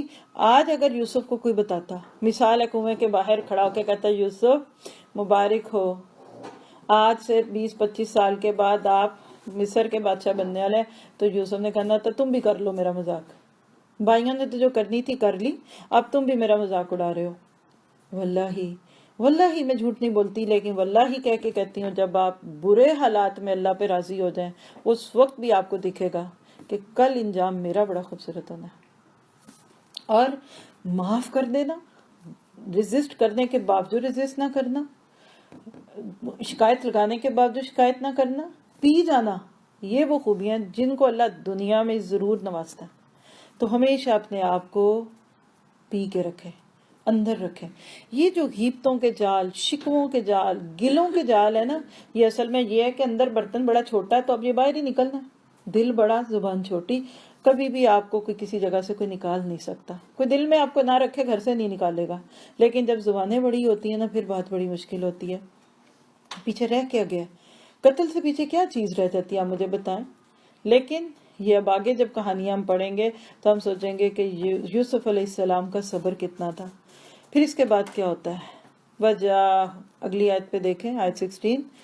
اب ایک طرف ایک سین ختم ہوا، نیکسٹ تھنگ، وجاؤ اباہم عشاء یبکون، اور وہ آئے اپنے والد کے پاس شام کو روتے ہوئے۔ فوراً کیوں نہیں آگئے؟ مفسرین کہتے ہیں کہ شام کو اس لیے آئے کہ رات کے اندھیرے میں جذبات چھپ جاتے ہیں، رات کا نام ہی کیا، غاسق، اندھیرا کرنے والی۔ تو آپ دیکھیے، جیسے آپ دیکھیں سن لائٹ میں، ڈے لائٹ میں آپ بہت زیادہ نمایاں ہوتے ہیں، جو بھی آپ کے چہرے پہ داغ ہوگا دکھے گا، لیکن رات کے وقت وہ داغ چھپ جاتا ہے۔ تو کہتے ہیں کہ جان کے دیر سے آئے، ایک تو ذرا اپنا عیب چھپا لیں، رات کے اندھیرے میں ہماری فیلنگز نہ کھلے، دوسری بات ہے کہ یہ بتائیں گے کہ ڈھونڈتے رہے، یہ ہوا، کفناتے رہے، دفناتے رہے، یہ نہیں سوچا کہ 7 بھائی کی لاش تو لے جائے۔ کیا ہڈیاں اور سب کچھ کھا گیا یوسف کا سب کچھ کھا گیا بھیڑیا؟ تو یہ کچھ ٹرک تھا لیٹ آنے کا۔ خیر، قالو بولے، یا ابانا، اے ابا جان، اے ہمارے ابا جان، انا ذہبنا، بے شک ہم گئے، نستبق، ہم نے دوڑ کا مقابلہ کیا۔ یہ نستبق سبق سے ہے، سابق کہتے ہیں دوڑنے والے کو، سابق الی المغفرتی قرآن میں آتا ہے، فاستبق الخیرات آتا ہے دوڑنے کے معنوں میں، ریس کی، یعنی گئے جو تھے کھیلنے کودنے تو ہم دوڑ رہے تھے۔ وَتَرَكْنَا يُوسُفَ عِنْدَ مَتَاعِنَا، اور ہم نے چھوڑ دیا یوسف کو اپنے سامان کے پاس، جیسے عموماً چھوٹوں کے ساتھ لوگ کرتے ہیں، تم لے کے بیٹھو ادھر، شاباش یہ چاکلیٹ کھاؤ، ہم آتے ہیں۔ یوسف کو ہم نے ادھر رکھا، سامان دیا اور ہم چلے گئے۔ پھر کیا ہوا؟ فَأَكَلَهُ الذِّئْبُ، بس اچانک بھیڑیا آیا اور کھا گیا اس کو، پورے یوسف کو کھا گیا۔ وَمَا أَنْتَ بِمُؤْمِنٍ لَنَا، اس کو ہائی لائٹ کریں، ویسے آپ ہمارا اعتبار کوئی نہیں کریں گے۔ آج بھی بچے، جس کو کہتے ہیں چور اوپر سے چلتر، آج بھی بچے جب غلطی کرتے ہیں نا تو پھر ماں باپ کو ساتھ ساتھ یہ یقین دلاتے ہیں کہ ہم نے کوئی نہیں کی۔ وَمَا أَنْتَ بِمُؤْمِنٍ لَنَا، آپ بس ہم پر اعتبار نہیں کریں گے، ہماری بات نہیں مانیں گے۔ وَلَوْ كُنَّا صَادِقِينَ، خواہ ہم کتنے ہی سچے ہوں۔ اس پہ سمجھ لیجئے کہ یہ امیچور کرمنلز تھے، عادی مجرم نہیں تھے، نبی کی اولاد تھے، اور بعد میں یہ نبی بھی بنے، یہ بھی بڑی قابل غور چیز ہے۔ اللہ نے ایسے بڑے پلان میں پھنسنے والوں کو بھی بعد میں معاف کر کے ان کو بھی نبوت سے سرفراز کیا۔ یہ شیطان کے ہاتھ میں آئے حسد کی وجہ سے۔ حسد اتنی بری چیز ہے کہ بھائی کو بھائی کے قتل پہ لے آتا ہے، لیکن یاد رکھیے عادی مجرم نہیں تھے، خاندانی لوگ تھے، نبیوں کی نسل میں سے تھے۔ یوسف کو تو پھینک دیا، کہتے ہیں پھینکتے پھینکتے اس کا کرتا اتار لیا، اور باپ کو آ کے کیا کہتے ہیں، آیت 18 دیکھیے، وَجَاءُ عَلَىٰ قَمِيصِهِ بِدَمٍ كَذِبٍ، اور وہ اس کی قمیص پر جھوٹ موٹ کا خون بھی لگا کر لائے۔ اب وہ کہاں سے لگا لائے؟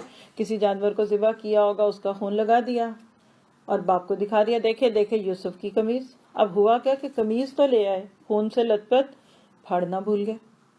روایت میں آتا ہے کہ یعقوب علیہ السلام نے کہا کہ یہ کون سا مہذب بھیڑیا تھا کہ جس نے اتنے سلیقے سے یوسف کو کھایا کہ ان کی قمیض بھی نہ پھٹی۔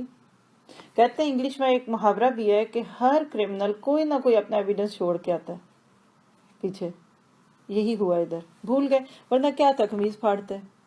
اچھا، اس پورے سبق اور قصے میں قمیض کا ذکر بہت دفعہ ہے، پہلی دفعہ ہے، ابھی آگے یوسف پہ الزام لگنا اس پہ پڑیں گے، اور اینڈ پہ پھر یہی قمیض دلیل بنے گی حضرت یعقوب کی بینائی کی۔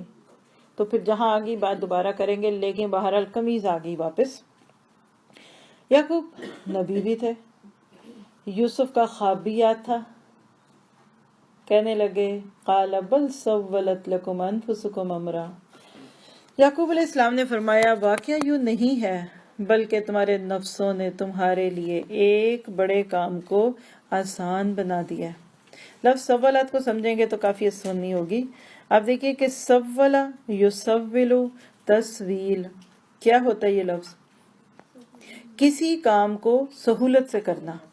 اب ایک کام تھا ناممکن، مشکل تھا، کرنا بھی ممکن تھا، اس کا ہونا بھی پاسبل نہیں تھا، لیکن بتدریج کوئی کام کیا۔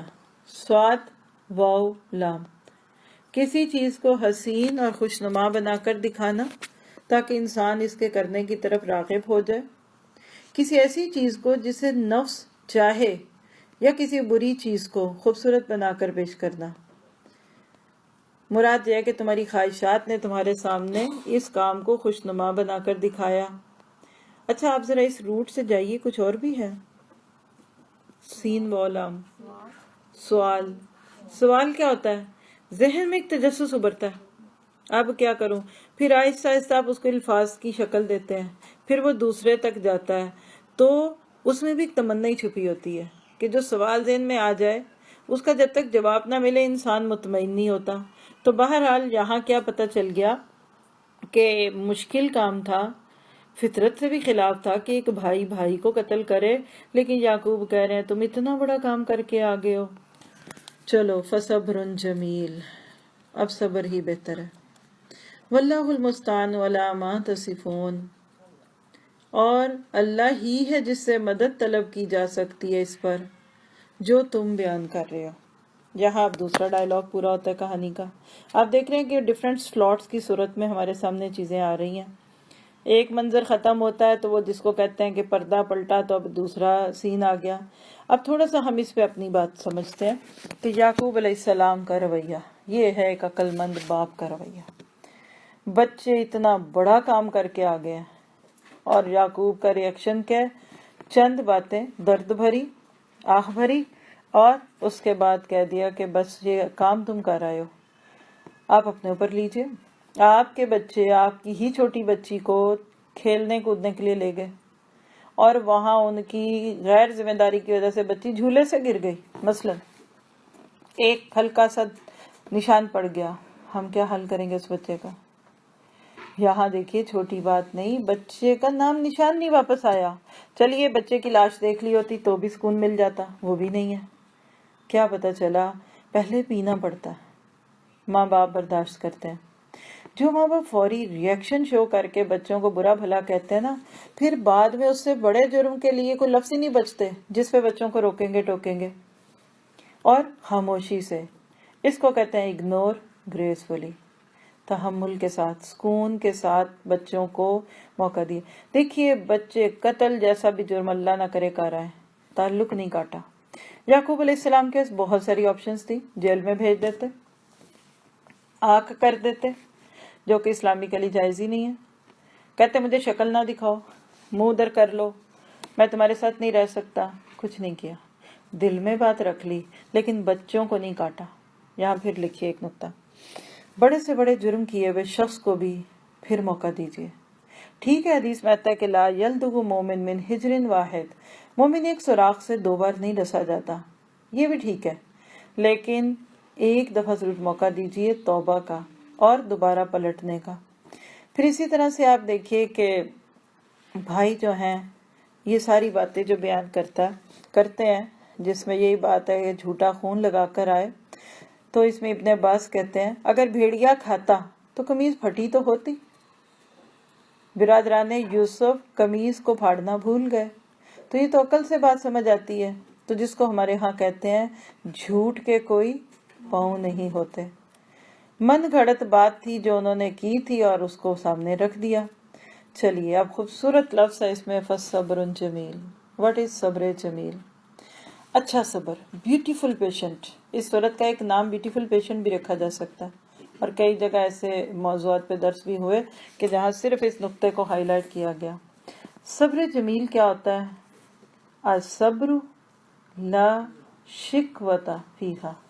4 لفظ بولے، الصبر لا شکوۃ، یہ سارے لکھنے میں مصروف ہے. الصبر لا شکوۃ فیہا، ایسا صبر جس میں شکوہ نہ ہو. امام مجاہد کہتے ہیں جمیل صبر وہی ہے جس میں شکایت نہ ہو. اسی طرح ایک اور مفسر، یہ ساری عرب تفسیریں ہیں جن کے نام لے رہی ہوں، نام بے شک نہ لکھیں لیکن سن لیں. امام سوری کا نام سنا ہوگا، کہتے ہیں 3 باتیں صبر میں ہیں، یعنی صبر جمیل میں 3 باتوں کا پایا جانا ضروری ہے. نمبر 1، کسی سے شکوہ نہ کیا جائے. نمبر 2، مصیبت کسی پہ ظاہر نہ کی جائے. اور تیسری بات، خود کو بے گناہ نہ سمجھا جائے. یہ ہے پھر صبر جمیل. امام بخاری اس کی تفسیر میں عفق والی حدیث لائے ہیں جو حضرت عائشہ پہ الزام لگاتا، جس میں ہے کہ اللہ کی قسم میری اور تمہاری مثال یوسف علیہ السلام کے والد کی سی ہے. یعنی جب حضرت عائشہ پہ الزام لگا تھا نا، تو اس وقت وہ کہتی ہے کہ مجھے یعقوب کا نام نہیں یاد رہا، اتنی وہ سینٹیمنٹل تھی، ایموشنل تھی، جذباتی تھی، لیکن میں نے یہ کہہ دیا کہ میری اور تمہاری مثال یوسف کے باپ جیسی ہے کہ جنہوں نے یہ کہا تھا الصبر جمیل. اب تو صبر ہی بہتر ہے، اور واللہ المستعان علی ما تصفون، اور میرا تو اللہ مددگار ہے جو تم کرتے ہو. کیا پتا چلا لوگوں کو سنانے سے کیا ہوگا؟ آپ کی عزت کم ہوگی، آپ کا روب کم ہوگا، اور اللہ کی مدد کم ہوگی. جو لوگوں کو سناتا ہے اللہ لوگوں کے حال پہ ڈالتا ہے. اب لوگ میری آپ کی کیا مدد کریں گے؟ پہلی دفعہ شوق سے سنیں گے کیونکہ سسپینس. اچھا پھر لو بڑی بری ہے ساس اور بڑا برا میاں. ہم نے تو سوچا تھا کہ ہماری دوستوں کو بدترین شوہر اور بدترین ساسیں ملی ہیں. نعوذ باللہ من ذالک الا ماشاء اللہ. کسی دوست کے منہ سے اس کی خبریں سن کر مت گمان کیجیے کہ اس کا شوہر برا. حدیث میں آتا ہے جب تم کسی کی کوئی بات سنو جب تک دوسرے فریق کی بات نہ سن لو تم اس کی سائیڈ نہیں لو. یہ تو آپ ون سائیڈڈ بات لے رہے ہیں. تو کبھی بھی آپ کی دوست نے کہا نا اسے کہنا ٹھہرو میں بھائی سے خود بات کرتی ہوں. چلے میں اپنے میاں سے کہتی ہوں آپ کے بھائی سے آپ کے ہسبینڈ سے بات کریں. ساس نے یہ کہا میں آپ کی ساس سے پوچھتی ہوں. کبھی ایک بندے کی بات پہ یقین نہ کیجیے. اور واللہ المستعان جب ہے تو پھر بندے کی کیا ضرورت ہے, اللہ پہ ڈال دیں. آگے ہم پڑھیں گے قال انما اشکو بثی وحزنی اللہ. میں تو اسی کے اوپر ہوں. 86 میں یہ جملہ بھی آ رہا ہے یعقوب کا انما اشکو بثی وحزنی اللہ. تو صبر جمیل کیا ہے کہ اپنا شکوہ غم سب کچھ رب کے سامنے پیش کر دیا جائے. ابن عمر سے روایت ہے کہ اللہ کے نبی نے فرمایا جو مومن لوگوں سے مل کر رہتا ہے اور ان کی ایذا پر صبر کرتا ہے, انتقام نہیں لیتا, نہ ان کی شکایت میں زبان کھولتا ہے, یعنی ہے بڑا مشکل, اس کو زیادہ ثواب ہے اس مومن سے جو لوگوں سے نہیں ملتا اور نہ ان کی ایذا پہ صبر کرتا ہے. یہ ابن ماجہ کی روایت ہے. تو کیا پتہ چلا گھلنے ملنے میں جو چھوٹی موٹی باتیں ہوتی ہیں اس پہ صبر کیجئے. اور وہ روایت آپ سب نے سنی ہوگی, صحیح مسلم کے الفاظ ہیں صہیب بن سنان سے کہ اللہ کے نبی نے فرمایا مومن کا معاملہ عجیب ہے, جب کوئی نعمت ملتی ہے تو شکر کرتا ہے اور شکر کا بدلہ جنت, اور جو غم پہنچتا ہے تو صبر کرتا ہے اور صبر کا بدلہ جنت ہے. تو یہاں کہہ لیجئے کہ یوسف علیہ السلام کی زندگی کا ایک باب پورا ہوا. آپ ذرا یوسف کے کردار پہ نظر ابھی تک بھی ڈال لینا, کتنے مختلف مرحلوں سے گزرے ہیں. باپ کی محبت کتنی شیورٹی تھی, پھر ماں چلی گئی, صدمہ سہا, چلو کوئی بات نہیں, باپ بھائی اور چھوٹا بچہ تو ہے نا ایک, لیکن اس میں حسد کا شکار ہوئے, وہاں سے کنویں میں ڈال دیے گئے. لیکن ابھی تک بھی یوسف علیہ السلام خود کو قابل رحم نہیں سمجھتے, اللہ کے فیصلوں پہ راضی ہیں. اگر یعقوب علیہ السلام کو یہ باتیں سمجھ آ رہی ہیں تو کیا یوسف کو نہیں سمجھ آ سکتی تھی؟ ان کو بھی آتی تھی. دعا کیجئے کہ اللہ مجھے اور آپ کو اپنے حالات پہ مطمئن کر دے. یاد رکھیے اللہ تعالیٰ نے سب لوگوں کے ساتھ مختلف معاملے کرنے ہیں. کبھی آپ کے اوپر کوئی انیوژل بات آ جائے, کیا کہ اللہ تیرا شکر تو نے مجھے اس کے لیے چنا. ویسے بھی تو دنیا میں یونیکنس کا شوق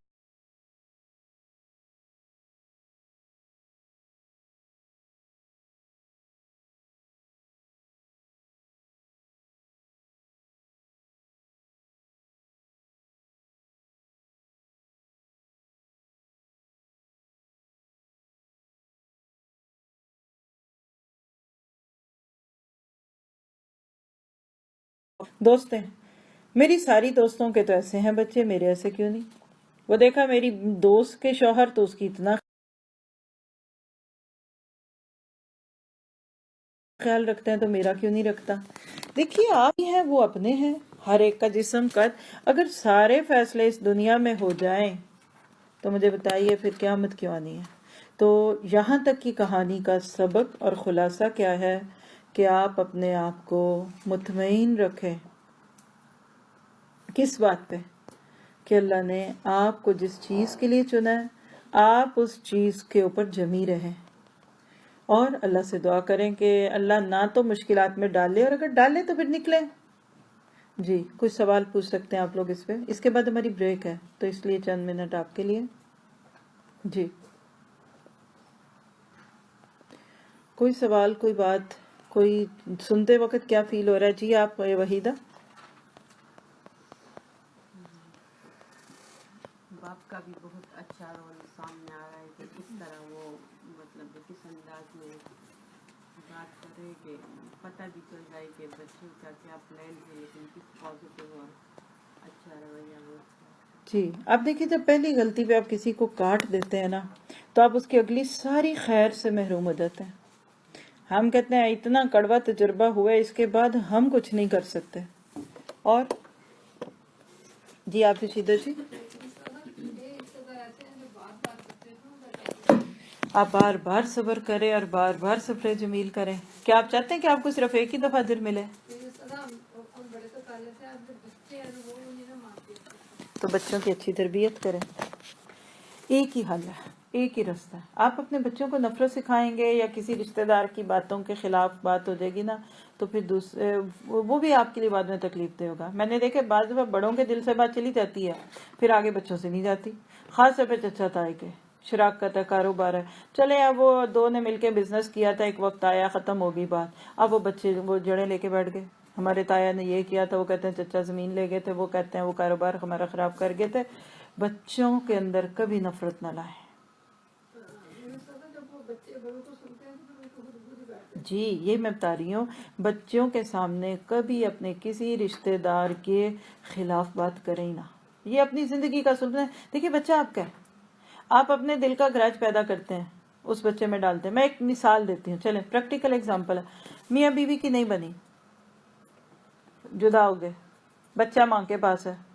ماں کہتی ہے اس کو کروں گی باپ کے خلاف, دیکھنا یہ تمہیں بد دعائیں دے گا, دیکھنا یہ کل تمہارے لیے یہ ہوگا, میں اس کو تمہیں اس کی شکل نہیں دیکھنے دوں گی, اور یہ صبح بھی اٹھ کے تمہیں بد دعا دے گا, شام کو بھی دے گا, اور ددیال کو بھی دے گا. مثال دے رہی ہوں, اللہ نہ کرے کسی کے اخلاق اتنا بھی گراؤ.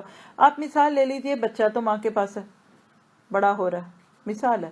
چلو وہ باپ ملے نہ ملے, دادی نہ لے, سارا وقت ماں اس کو اس بچے کے خلاف کرتی ہے یا ہوتا ہے, وہ بچہ کیسا بنے گا بڑا ہو کے؟ میں ایسی بچی کو جانتی ہوں, بچی کیا اب تو ماشاءاللہ خود بھی سمجھے 40-50 کے اوپر چلی گئی ہیں, صرف اس لیے اس عورت نے شادی نہیں, لڑکی ہی تھی, شادی نہیں کی کہ ماں باپ کے آپس کے تعلقات میں جو بھی اس کا خیال تھا, وہ کہتی مجھے مردوں سے نفرت ہو گئی ہے, میرا نہیں خیال دنیا میں کوئی مرد کسی عورت کو خوش رکھ سکتا ہے. اس عورت نے شادی نہیں کیا, وہ عورت ہے اس وقت تنہا, 70 بیماریاں, تنہائی سب سے بڑی بیماری ہے. بھئی کوئی لڑ رہا ہے, وہ شکر کیجیے, آپ کے پاس تو ہے. اب تو اس عمر میں آپ کو کوئی ملنے والا بھی نہیں ہے, اگر ملا بھی تو وہ آپ سے بھی 4 سال بڑا ہی ہوگا نا کوئی. تو یاد رکھیے, برداشت کر لیں. آج تھوڑا برداشت کریں گے نا تو بچ جائیں گے. آج اگر آپ نے برداشت چھوڑی, کل اس سے بڑا غم ہوگا. میں نے ایسے لوگوں کو بعد میں کراہتے دیکھا کہ چلو لڑتے تھے, پاس تو تھے نا, جوتی تو ان کی گھر میں نظر آتی تھی. اور آج کے معاشرے نے عورت کو اتنا انڈیپینڈنٹ کر دیا. تم اور نام نہیں لیتی, لیکن بعض دفعہ کچھ حکومتیں اپنے شوہروں سے زیادہ مہربان بن کے دکھاتی ہیں. شوہر بیچارے نے کیا کرنا ہے, اپنی روٹی پانی میں سے خرچے پورے کرے گا, لا کے آپ کو 1000 کرون دے گا بیگم, پاکٹ منی آپ کا, آپ کھا لیں پی لیں, کیا کرے. حکومت آپ کے ہاتھ میں 10 سے 20 ہزار پکڑاتی ہے. شوہر کس کو اچھے لگے؟ یعنی یہ معروف باتیں آپ نے میرے سے زیادہ سنی ہوئی ہیں.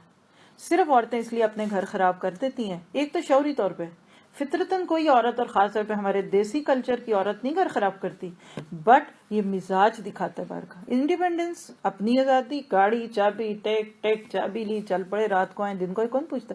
کیا آپ چاہتی ہیں کہ بڑھاپے تک آپ کی ایسی زندگی ہو کہ آپ گھر ہیں کوئی ہو ہی نہ, اور آپ کو رات کو دل کا دورہ پڑے اور کوئی دیکھنے والا نہ ہو؟ یہ اس معاشرے کا جرم ہے. وہ پنجابی میں کہتے ہیں کہ ماں سے بڑھ کر جو لاڈ دیکھے پھبے کٹن کہلائے. دکھانے کے لاڈ ہوتے ہیں نا کچھ لوگوں کے, بعض سسٹم لوگوں کو یہ دکھاتے ہیں.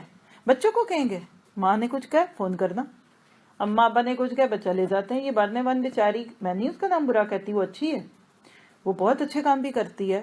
اس نے کیا کچھ کیا ہوگا, میرا کسی سے کوئی اللہ نہ کرے واسطہ نہیں, اس نام کو بھی نکال دے. لیکن بچے کو جب جاتے ہی آپ اسکول میں کہتے ہیں اگر امی ابو نے کچھ کہا تو ہمارے پاس آنا, کیا یہ لاڈ ہے؟ ہر بچہ کہتا ہے آپ رات کو پوچھیں ذرا ابا سے پوچھیں, تو ابا کہے گا کون اچھا, وہ کہے گا ماں نہیں اچھی, وہ باپ نہیں اچھا. تقابل کرتے ہیں. تو ہمیشہ یاد رکھیے فطرت پہ رہیں.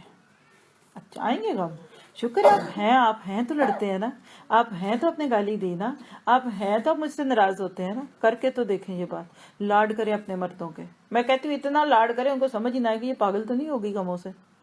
ہم گلے شکوے کر کرا کے, اور ناشکرے پن میں عورت سے کم کوئی نہیں ہے, میں یہ سچ کہوں گی, اور یہ میرے پاس اس کی دلیل موجود ہے. اللہ کے نبی نے فرمایا, میں نے عورتوں سے زیادہ کو جہنم میں جلتے جو دیکھا ہے وہ ناشکرا پن, اور وہ اللہ کا نہیں, وہ کفر شوہروں کا. میں خود ایک عورت ہوں, اور میرے جسم کا ایک ایک پور شکر کے جذبوں سے بھرا ہوا ہے اپنے شوہر کے لیے. ایک ایک پور, ایک ایک خون کا قطرہ آپ نچوڑیں گے نا تو اس میں سے میرے دل سے شکر گزاری نکلے گی. ہر روز صبح اٹھ کے کہیں تھینک یو فار میرنگ می, جزاک اللہ خیر، آپ مجھے برداشت کر رہے ہیں، بہت شکریہ، آپ میرے ساتھ رہ رہے ہیں، میرے ساتھ رہ کوئی نہیں تھا سکتا، کر کے تو دیکھیں، کوئی پتھر کے مرد تھوڑی ہیں آپ کے، کیا آپ کے ماں باپ نے آپ کو دنیا کے بدترین مرد سے بیاہ ہے؟ جھوٹ ہے، یہ کمی ہوتی ہے، اپنی غلطیاں دیکھیں، اور میں مانتی ہوں 10-5% کو ملیں گے ایسے برے، تو کل وتھ کائنڈنس، ہمارے پیارے نبی نے اخلاق کے ذریعے لوگوں کو اسلام دیا، کہ آپ ایک گھر کے مرد کو دین پہ نہیں لا سکتے یا آپ کے ساتھ اخلاق پہ نہیں لا سکتے، پھر اس کے لیے کردار مضبوط ہونا چاہیے۔ بہرحال باتیں بڑی نہ کروں تو بہتر ہے، باہر کا استعمال کریں۔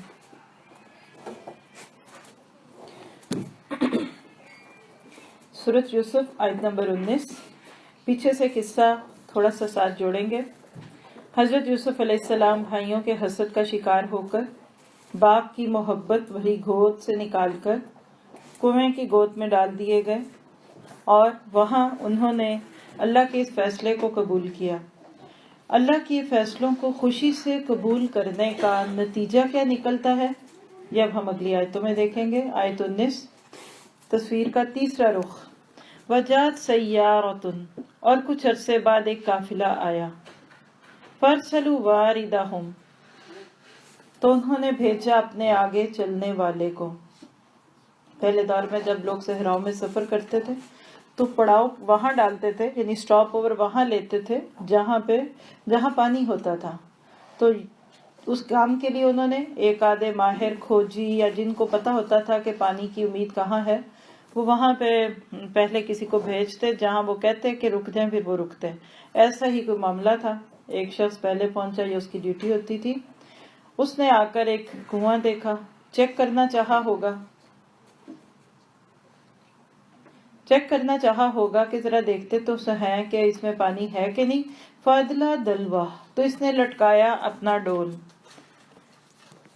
اس میں ڈول ڈالا۔ یہ جو دلوا ہے نا، یہ بس آپ سمجھ لیں جیسے ڈول ہے، ساؤنڈ بھی ملتی ہے، پروننسیشن بھی دیکھنے میں ایک جیسی ہی لگتی ہے اگر اس کو دیکھیں، کہ کسی کا کنویں میں ڈول لٹکا دینا، دلوا، دال لام واو اس کا روٹ ہے۔ آپ اس لفظ کو آگے آدم اور ابلیس کے قصے میں بھی پڑھیں گے کہ کیسے شیطان نے ہلکے ہلکے آدم اور حوا کو اپنی طرف مائل کیا۔ تو ڈول جب کنویں میں ڈول ڈالا جاتا ہے نا، تو بظاہر وہ پانی زیادہ دکھتا ہے، لیکن جب ڈول میں پانی بھرے تو اس کو اوپر اٹھا لیتے ہیں تو وہ پانی کم ہوتا ہے۔ یہی لفظ لا تدلو کے ساتھ رشوت کے لیے بھی پیچھے استعمال ہو چکا ہے۔ تو جب ڈول پانی سے بھرا ہو تو اسے ذنوب کہتے ہیں۔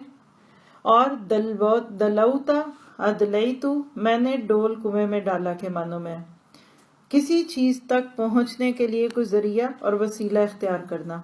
تو سمپل سی بات ہے، ہم سب دیکھتے ہیں کہ ڈول جب لٹکایا جاتا ہے تو اس کے اندر کچھ نہ کچھ پانی جو ہے وہ آ جاتا ہے۔ اب کیا ہوا، قالا، کہا اس نے، کس نے، وارد نے۔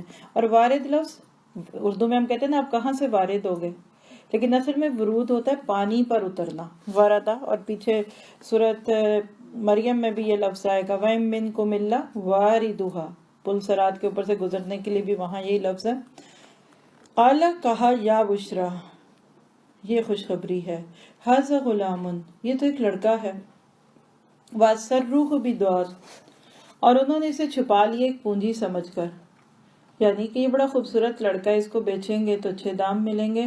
واللہ علیم بما یعملون، اور اللہ خوب جانتا تھا جو وہ کر رہے تھے۔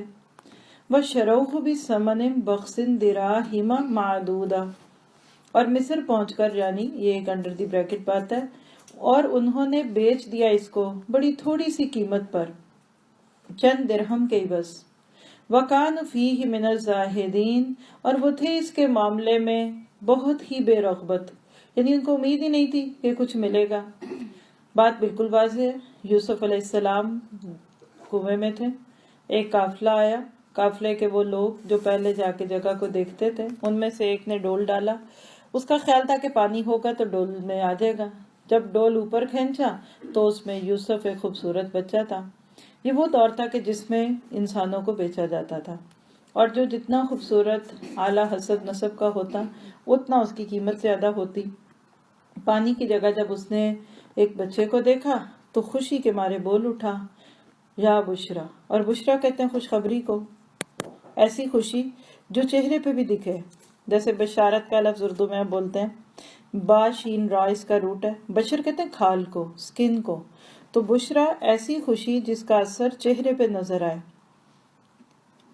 کیا پتا چلا کہ خوشی کے مارے، ایکسائٹمنٹ کے مارے اس کے منہ سے یہ بات نکل گئی. اچھا کیا کیا اس کو؟ حاضر کہا یہ غلام ہے. غلام کا لفظ ہمارے اردو میں تو ایک ہی معنی میں استعمال ہوتا ہے، غلامی، جیسے سلیوری. لیکن عربی زبان میں یہ بڑا خوبصورت لفظ ہے. کوئی جنت کے لڑکوں کے لیے بھی آیا، غلمان کوئی لفظ ہے. تو ذرا سے اس کی اصل دیکھیے، بڑا خوبصورت اس میں آپ کو کمبینیشن دکھے گا. الغلمۃ کہتے ہیں جنسی خواہش کی شدت. قد غلم الرجل اس وقت کہتے ہیں جب آدمی جنسی خواہش سے مغلوب ہو جائے. اسی طرح اغلم البحر دریا پرجوش ہو گیا، موجیں مارنے لگا. اختلم الشراب شراب تند و تیز ہو گئی.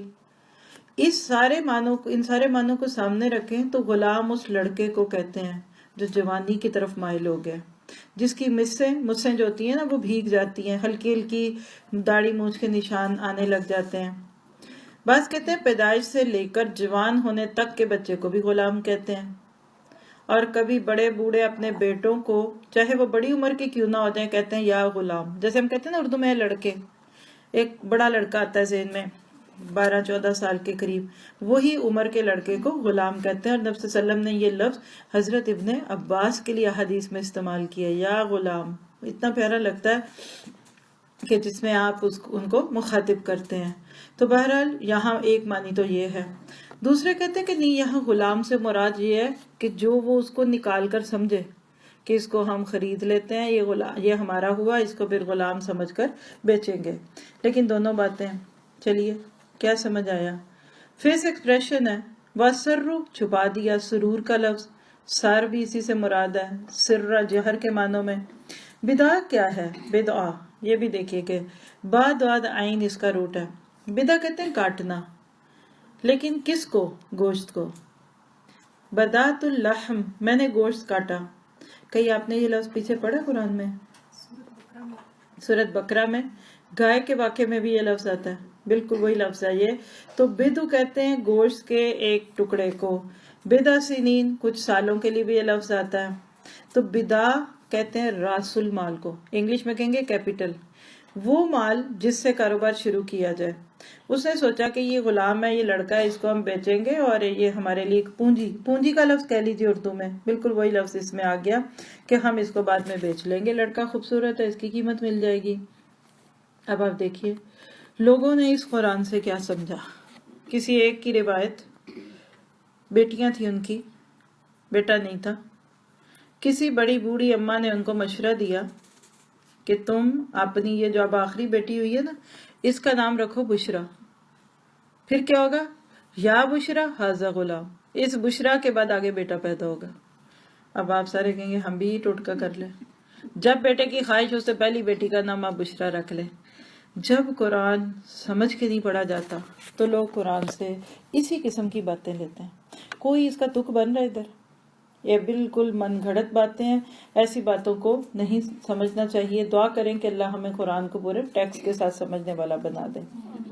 پھر آگے دیکھیں وَشَرَوْهُ بِثَمَنٍ بَخْسٍ. قرآن اس میں بہت باریکیاں نہیں بتاتا کس نے کس کے ہاتھوں بیچا، لیکن بھیجا. تفسیری روایت میں نے خود یہ چیز پڑھی بھی اور سنی بھی کہ بھائی روز آ کے دیکھتے تھے کہ کنویں میں ہے کہ نہیں، نکلا کہ نہیں. ایک آدھ دن ایسا پیچھا کرتے رہے. ان کو ڈر کیا تھا کہیں کنویں سے نکلنے کے بعد یوسف دوبارہ کنعان نہ پہنچ جائے. کوئی بھی ادھر سے قافلہ جا رہا ہے وہ لے جائے گا، وہاں پہنچ جائیں گے، سب کو پتہ چلے گا یہ یعقوب کا بیٹا ہے. میک شور کرنا چاہتے تھے کہ یہ اس ملک سے دور چلا جائے. ایک دن آئے، دیکھا کچھ لوگ ہیں وہ اس کو لے کر کھڑے ہیں. کہا تم کون ہو؟ ان کو دیکھ کے رونے دھونے لگ گئے. ہو یہ تمہارا بھائی ہے. ہائے تم اس کو کدھر چھوڑ رہے گئے؟ انہوں نے کہا اچھا تمہارا بھائی ہے، اچھا تم اس نہیں سوری بھائی نہیں کہنے لگے، یہ تو ہمارا غلام ہے، ہم سے بھاگ گیا تھا. اچھا تم سے بھاگ گیا تھا، تم اسے خریدنا چاہتے ہو؟ چلو جی. کوئی وہ کہتے ہیں کہ بچی کھچی قیمت تھوڑی بہت کر کے، بخس کا لفظ پیچھے بھی آپ کو بتایا گیا تھا، کمی کرنا، ظلم کرنا، یعنی بالکل نہ ہونے کے برابر یا کوڑیوں کے مول یوسف کو بیچ دیا. دراہم، درہم کی جمع، معدودہ گنتی والے عدد سے اور وہ ایسی تھوڑی قیمت پہ کیوں بکے؟ کیونکہ وہ تو اس سے زاہد تھے. زاہدین کس کو کہتے ہیں؟ بالکل بے رغبت. ان کو امید ہی نہیں تھی کہ یوسف کی اس سے بھی زیادہ کوئی قیمت لگا سکتا.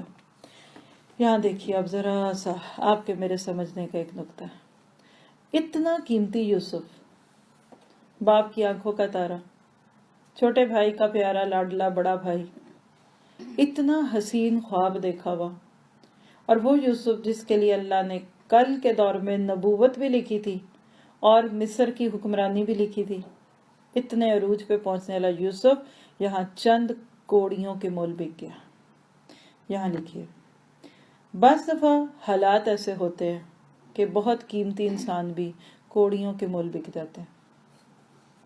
تلک الایام نداولها بین الناس، یہ ہے دن جو ہم لوگوں میں بیچتے ہیں. بعض بچیاں بڑی لاڈلی، بہن بھائی کی بہنیں نہیں ہیں تو چلے 4 بھائیوں کی اکلوتی بہن، ماں کی آنکھوں کا تارا، باپ کی آنکھوں کا تارا، اور وہ بچی سسرال میں جاتی ہے تو روز ڈانٹ کھا کے سوتی ہے، ٹھوکروں میں پلتی ہیں. اگر آپ میں سے کسی کو لگے اپنے بارے میں کہ میرے ساتھ ایسا ہوتا ہے، صبر کیجیے. وہی بات ہے کہ اللہ پہ نظریں لگانے والے کبھی مایوس نہیں ہوتے. جب آپ اللہ کے فیصلوں پہ سستا بکنے پر بھی راضی ہیں، اللہ آپ کو قیمتی کرتے ہیں.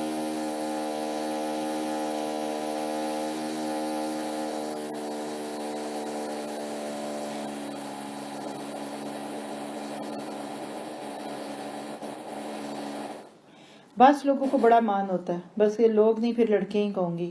بعض لڑکیوں کو بہت مان ہوتا ہے، میں بڑے گھر کی بیٹی، میرا باپ اتنا امیر کروڑ پتی. تو پھر کیا ہوا؟ باپ کے گھر آپ کو وہ تو نہیں ملتا تھا جو شوہر سے مل رہا ہے. ایک تحفظ ہے. آپ دیکھیے ارب پتی باپ بھی ہوگا نا، اپنی بیٹی کو اپنے گھر میں نہیں رکھے گا. اس کی خواہش ہوتی کوئی شریف اللہ کا بندہ آئے میری بیٹی کو لے جائے. اسی طرح عورتوں کو، لڑکیوں کو ہمیشہ یہ نظر میں رکھنا چاہیے، شادی سے پہلے باپ کے گھر میں سونے کے لقمے کیوں نہ کھاتی ہوں. کوئی نہیں کھاتا، کھائے گا تو مر جائے گا، لیکن چلے وہ اس کی ہر بات پوری کرتے ہیں، وہ پیسوں میں کھیلتی ہیں. اس کے باوجود سیدھے سادے سفید پوش شوہر کے ساتھ بھی اس کو خوشی سے زندگی گزارنی چاہیے. کیونکہ اگر پیسے کی قیمت ہوتی تو کوئی باپ جانے ہی نہ دیتا. کوئی باپ اپنی بیٹی کی روٹی سے اس کو بھیجتا، کپڑے نہیں اس کو دے سکتا، وہ تو شادی کے بعد اور بھی دیتے ہیں. پہلے تو پاس ہو کے مانگنے پڑتے ہیں، دور ہوں تو بھیجتے ہیں کہ پہنو. تو کبھی اپنے شوہر اور باپ میں تقابل نہ کریں. یہ ایک بہت ہی آج کے دور کا بہت ایک بنیادی پرابلم ہے.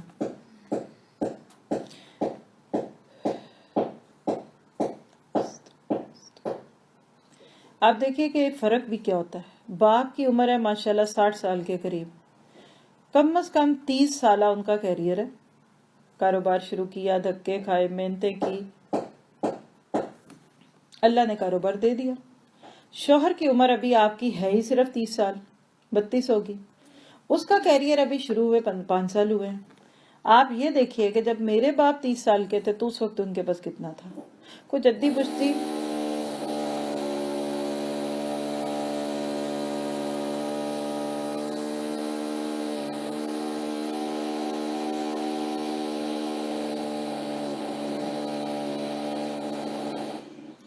جدی پشتی نواب ہوگا تو وہ ہوگا، لیکن عموماً دیکھیے جوانی میں پیسے تھوڑے ہوتے ہیں، خواب زیادہ ہوتے ہیں، ابھی تجربہ نہیں ہوتا. لیکن بڑھاپے میں پیسہ زیادہ ہو جاتا ہے، خواہشیں بھی بہت کم رہ جاتی ہیں تو پیسہ جمع ہوتا ہے. تو بہرحال یہاں بات کیا سمجھ آئی کہ یوسف تھے بڑے قیمتی لیکن چند ٹکوں کے مول بک گئے.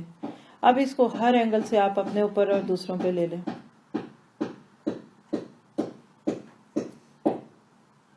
یہ بھی ہماری آزمائش ہے نا.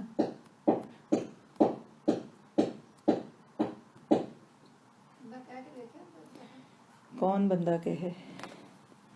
چلیے اب آگے چلتے ہیں. اب یوسف علیہ السلام وہاں سے نکل گئے، اللہ نے ان کی زندگی کا ایک اور دور پورا کیا. اس کے بعد کیا ہوتا ہے؟ اب یوسف کی زندگی کا ایک تیسرا مرحلہ.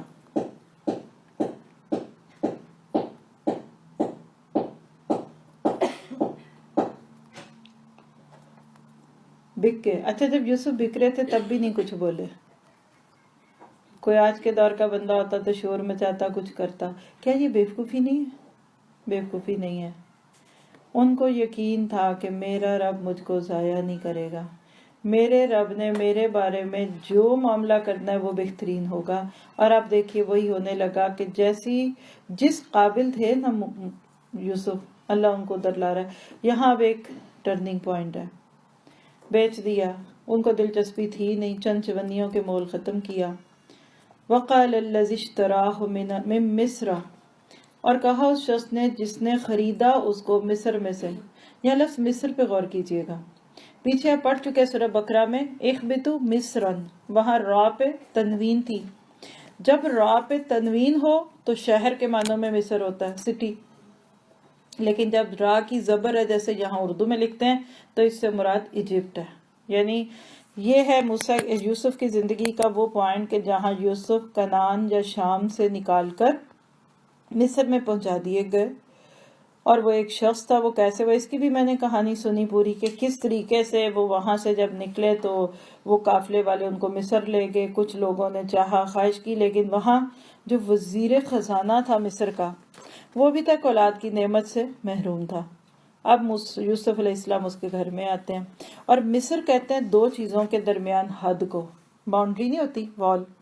شہر کو مصر اس لیے کہتے ہیں کہ وہ محدود ہوتا ہے، ممسور کے معنوں میں. اس کے گرد حد بندی ہوتی ہے. پہلے شہروں کے گرد فصیلیں ہوتی تھی، ابھی بھی لاہور اور دہلی کے ارد گرد آپ کو ایسی کچھ یادگاریں دکھیں گی.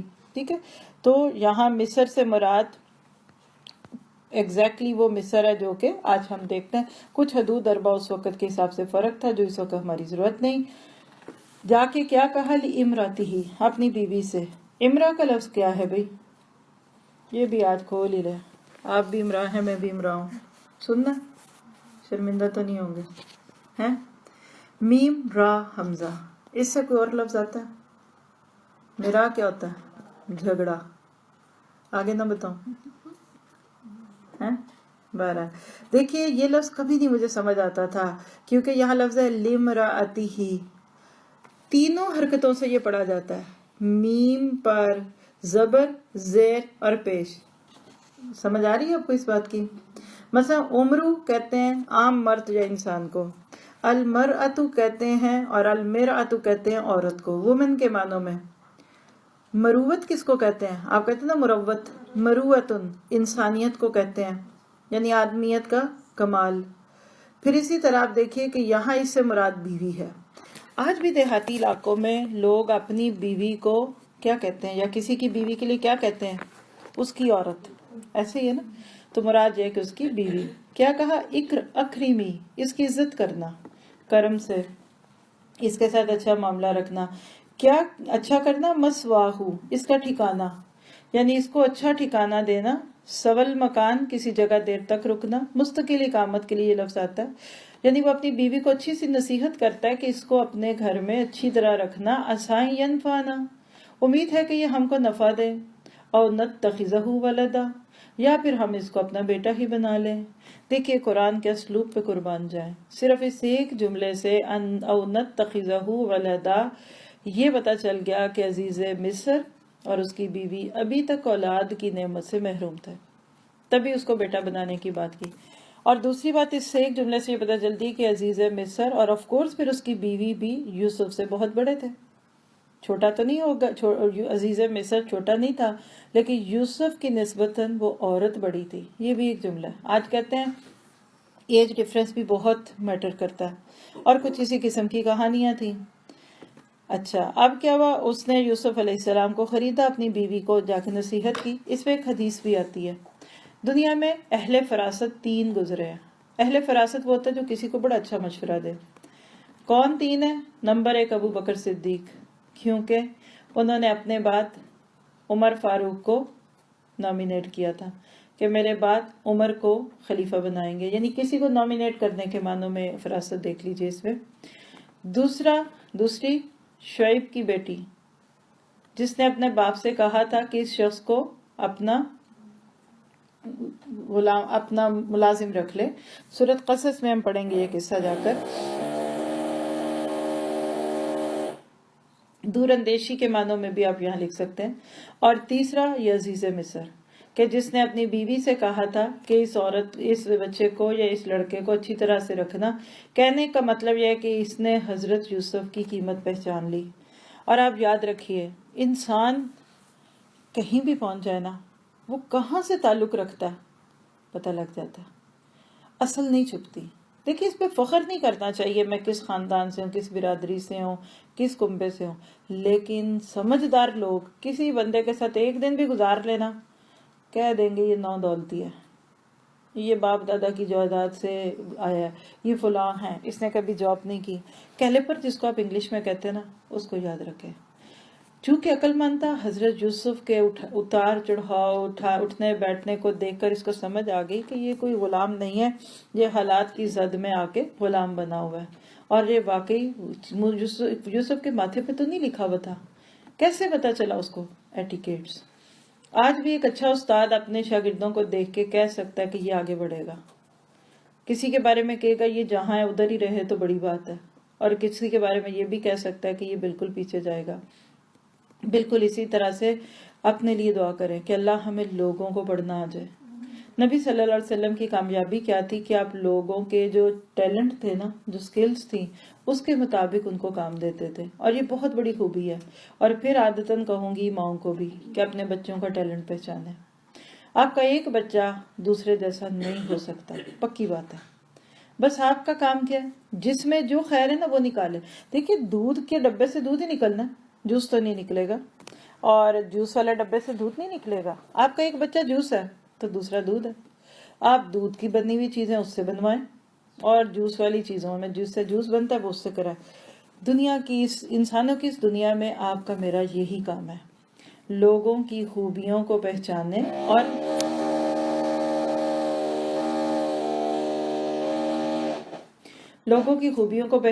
اور ان سے کام لیں۔ بس سیدھی سی بات ہے، اللہ تعالیٰ پھر خیر اور برکت ڈال دے گا۔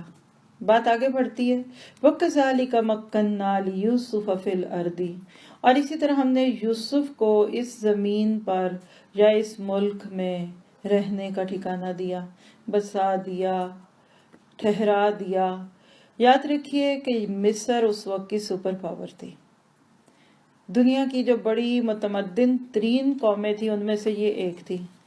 اگر یوسف علیہ السلام کنعان میں ہی پلتے، وہیں بڑھتے، اور 30-40 سال کے ہو کر مصر جاتے، اس بادشاہ نے یا اس عزیز مصر نے دروازہ بھی نہیں کھولنا تھا، اس کے درباریوں نے رستے میں اٹھ لینا تھا۔ یہ جو لفظ ہے نا وَكَذَلِكَ، یہ ہے اصل میں خوبصورت لفظ۔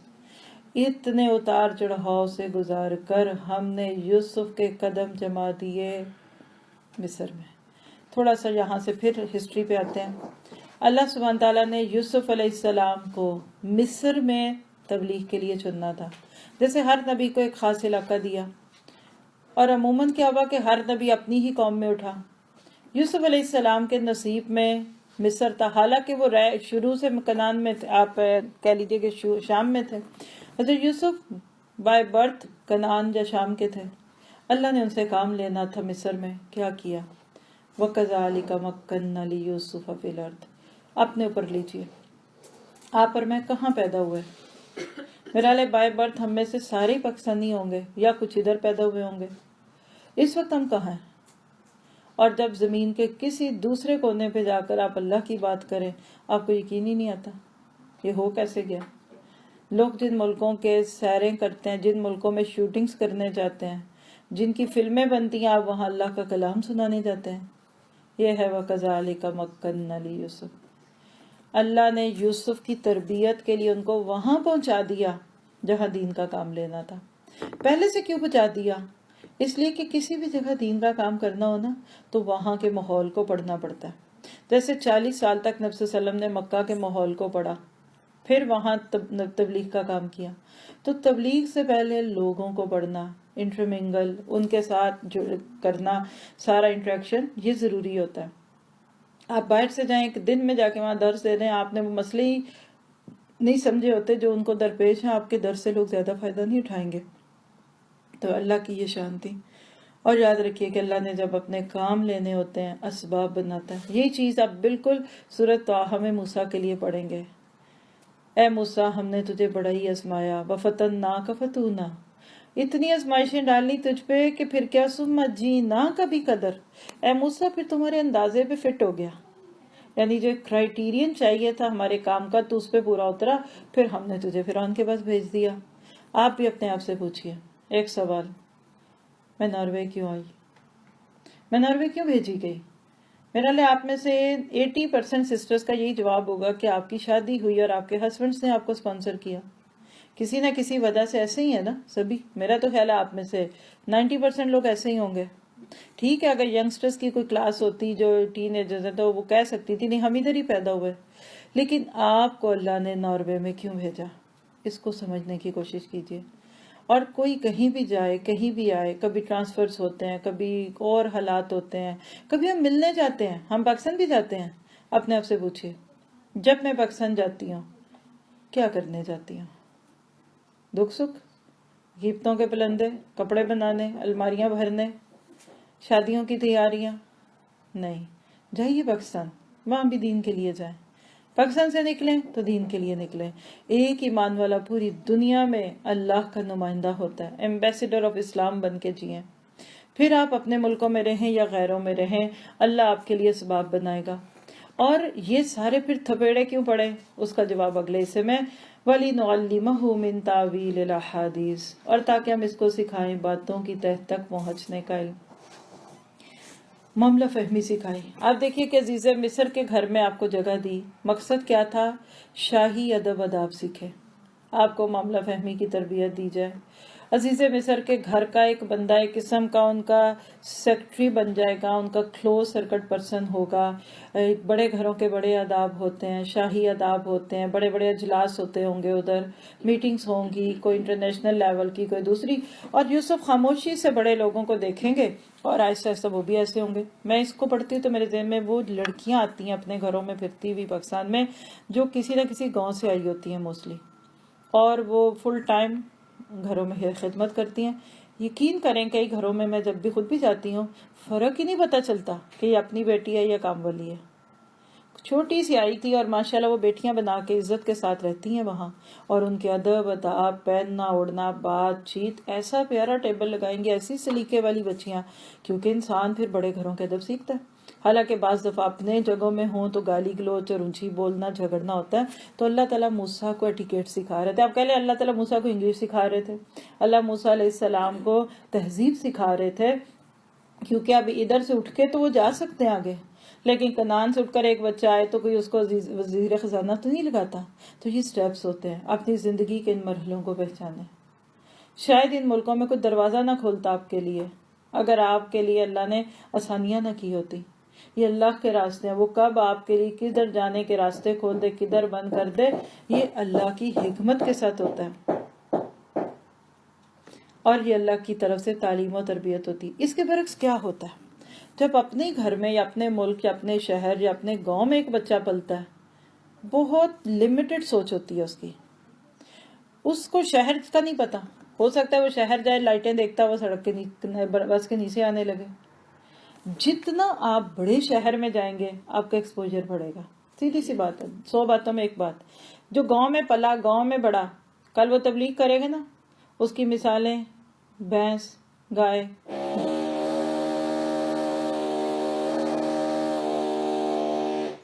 دودھ نکالنا، کرنا کرانا، کیونکہ اس نے دیکھا یہ اس کی دنیا ہی ہے۔ اب وہ وہاں سے نکلا ایک قریب کے چھوٹے سے شہر میں آباد ہو گیا، تو اس کی مثالوں میں پھر موٹر سائیکل، گاڑی، اب تو ہر گاؤں بھی گاؤں نہیں رہے، لیکن مثال دے رہی ہوں کہ فرق پڑتا ہے۔ اور جب اس شہر سے نکل کر آپ کراچی میں آ جائیں جو پاکستان کا سب سے بڑا شہر ہے، ادھر کے نئے آداب ہیں، اور وہاں سے آپ کو جب تربیت پوری ہو جائے تو کراچی سے اللہ آپ کو سمندر پار دبئی بھیج دے، دبئی تک رہیں گے تو پروٹیکشن ذرا کھلی، اور اس کے بعد یورپ میں بھیج دے اللہ، تو یورپ سے آپ کو امریکہ میں بھیج دے۔ جتنا جو بندہ سفر کرے گا، جتنا گھومے گا، جتنا ایکسپوجر ہوگا، اس کو کیا ہوگا، وَلِنُعَلِّمَهُ مِن تَأْوِيلِ الْأَحَادِيثِ، پھر لوگوں کو پڑھنا آتا ہے۔ یہ کوئی غیب نہیں کسی کے پاس بھی ہوتا۔ اگر کوئی کہتا ہے نا کہ میں آپ کو پہلے سے بتا سکتا ہوں، تو کوئی غیب نہیں ہوتا، تجربہ ہوتا ہے۔ جیسے جو سسٹر روز کھانا پکاتی ہیں اس کو پہلے ہی پتا ہے پانی آج زیادہ، چاول نرم ہونے ہی ہونے، یہ کوئی کمال تو نہیں ہے۔ اسی طرح جس بندے کا ایکسپوجر زیادہ ہوگا نا، اس کی بات میں وسعت بھی زیادہ ہوگی۔ ایک کتاب پکڑی اور پڑھ کے پڑھا دیا، ختم، تفسیر یہ ہے، آیت یہ ہے، اس پہ یہ حدیث، اس پہ وہ بھی بہت ہے۔ دین میں تو اس کے اوپر اگر آپ صرف اتنا بھی سمجھ جائیں بہت بڑی بات ہے. بٹ ہوا کیا, عملی زندگی میں پریکٹس کرنی نہ آئی. کس کو کہاں لگانا ہے. آپ دونوں چیزوں کو جوڑ دیں, بیسٹ کمبینیشن, قرآن اور حدیث, ریئل سورسز اور لائف ٹائم ایکسپیرینسز. جہاں یہ جم جائے یہ نور اللہ نور ہے. پھر لوگوں کو یہ نہیں لگتا یہ بڑی مشکل باتیں ہیں, یہ بڑی نہ سمجھ آنے لیے, اور یہ بھی نہیں لگتا صرف باتیں ہیں. دونوں کا کمبینیشن ملے, آپ اس کو چوز کر لیں. پھر اس کے بعد دیکھیے واللہ غالب علی امری, اور اللہ غالب ہے اپنے کام پہ. ولیکن اکثر الناس لا یعلمون, لیکن اکثر لوگ نہیں جانتے. اپنے اوپر لیں اس کو. آپ خود نہیں جانتی کہ اللہ نے آپ کے ساتھ جو کچھ کیا ہے یا جو کچھ کر رہا ہے اس کے پیچھے حکمت کیا. راضی رہیے, رب کے فیصلوں کو مانیے, قبول کیجئے, کیونکہ اس میں آپ کی خیر ہے. آپ یہ مت سوچا کریں کہ میں کیوں پس گئی, مجھے کہاں لا کے مار دیا, مجھے کہاں ڈال دیا, میرے نصیب میں کیا, یہ تو ٹھنڈی قبر ہے اور یہ تو ٹھنڈی جہنم ہے. جہاں رہنا ہے نا خوشی سے رہیں, نہیں تو چھوڑ دیں, سیدھی سی بات ہے. فَإِمْسَاكُمْ بِمَعْرُوفٍ اور تصریح بِإِحْسَان, 2 ہی لفظ ہیں قرآن میں. طلاق کی صورت میں مجھے پتہ ہے سورۃ بقرہ کی آیت طلاق کی ہے, لیکن زندگی کا یہ فلسفہ ہے. میں نے جہاں رہنا ہے نا اچھا رہنا ہے, تو جہاں نہیں رہنا نا اچھے طریقے سے چھوڑ دینا. یہ جو حلوہ پکا کے اوپر راکھ ملنے والا سٹائل آف لائف ہے نا, یہ اپنے آپ کو بھی ہم دکھی کرتے ہیں, دوسروں کو بھی دکھ دیتے ہیں, تکلیفیں دیتے ہیں. اس لیے ہمیشہ اپنے آپ کو مطمئن رکھیں, یا جوڑ لیں یا توڑ دیں, بیچ میں نہ رہیں. اور مجھے وہ نہ سمجھ لگتی ہیں خواتین, اور ظاہر ہے برادرز بھی ایسے بہت سے ہوں گے, لیکن میں تو کسی برادر کو نہیں اس وقت بات کر رہی, کہ جو اپنے نصیب میں آئی ہوئی چیز کو برا کہے اور اپنے دوست کی بیوی کو اچھا سمجھے, اور ادھر آپ اپنی دوست کے میاں کو بہت اچھا سمجھیں. میرے نصیب میں یہی تھا. بعض عورتیں خود پیدا کرتی ہیں, ہوتا اللہ کے حکم سے, بعد میں اپنے بچوں کو اپنی دوستوں کے بچوں سے کمپیئر کرتی ہیں. بھی اگر آپ کے اتنے جو برے ہیں تو آپ اچھا کر لیتی پیدا. جب کوئی ماں اپنے بچے کی برائی کرے, میں کہتی ہوں کس کا قصور ہے جی, آپ اچھا بنا لیتی.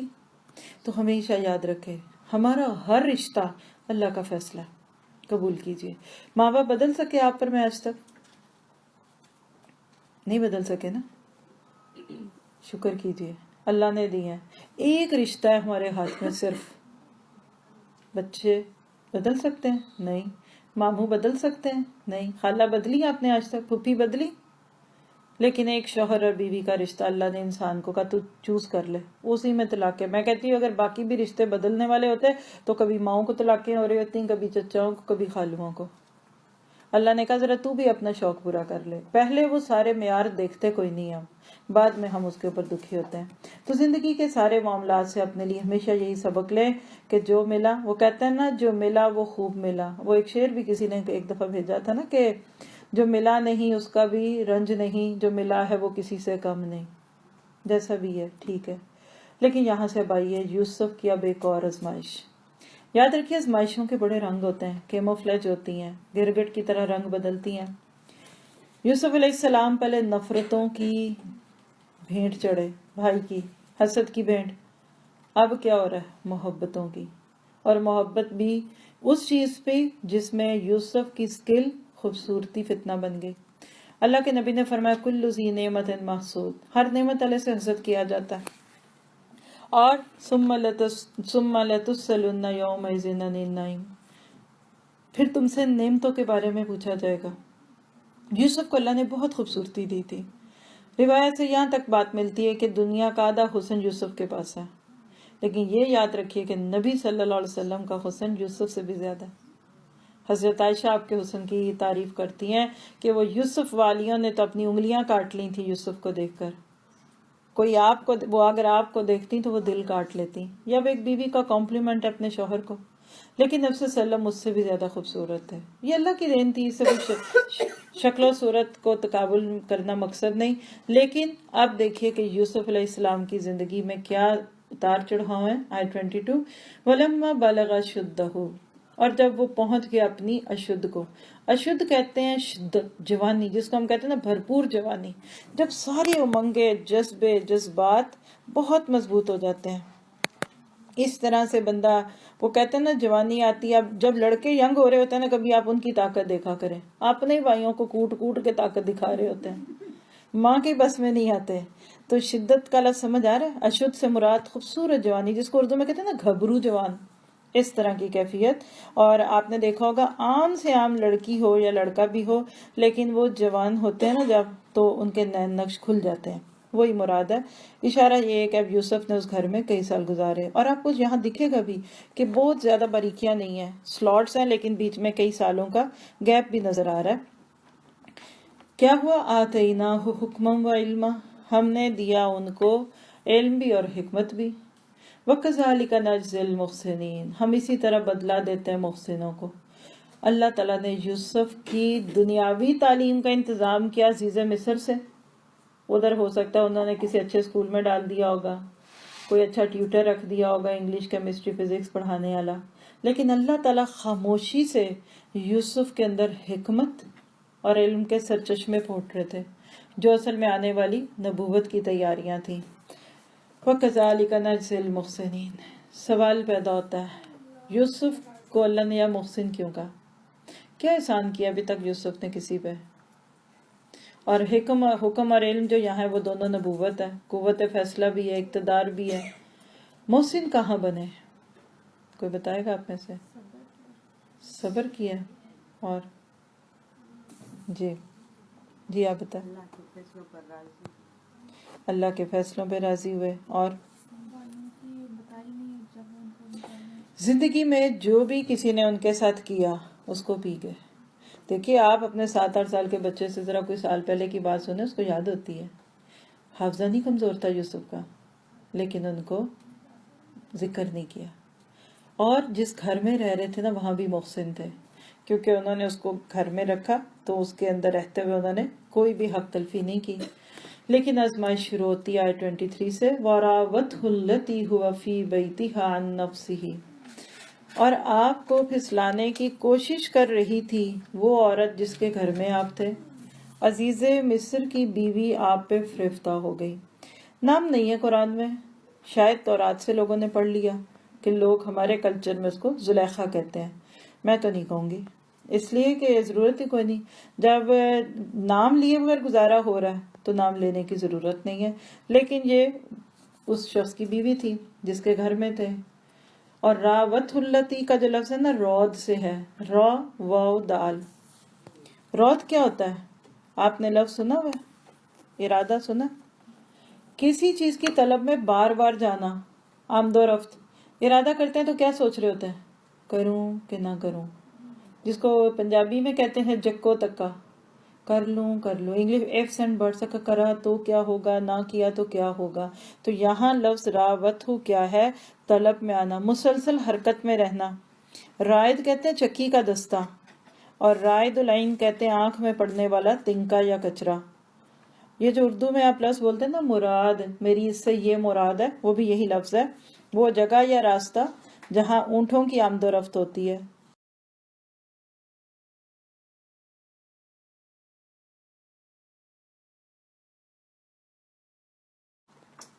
اور جو اونٹ بہت زیادہ چلتے پھرتے ہیں ان کو کہتے ہیں ریاد الابل.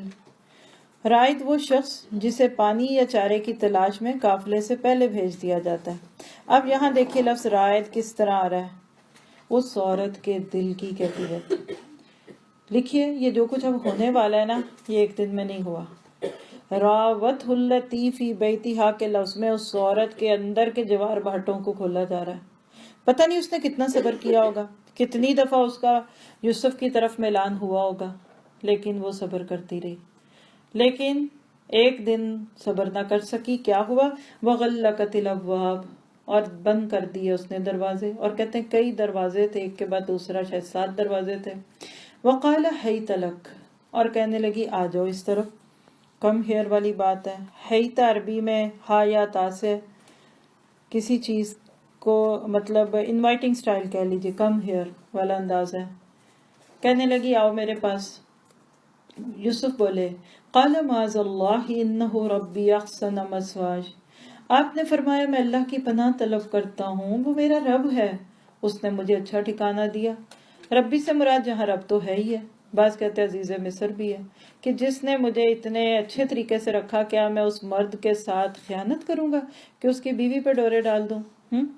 تو رب کے معنی میں اللہ اور آقا دونوں ہی آتے ہیں، دونوں ہی ٹھیک ہیں.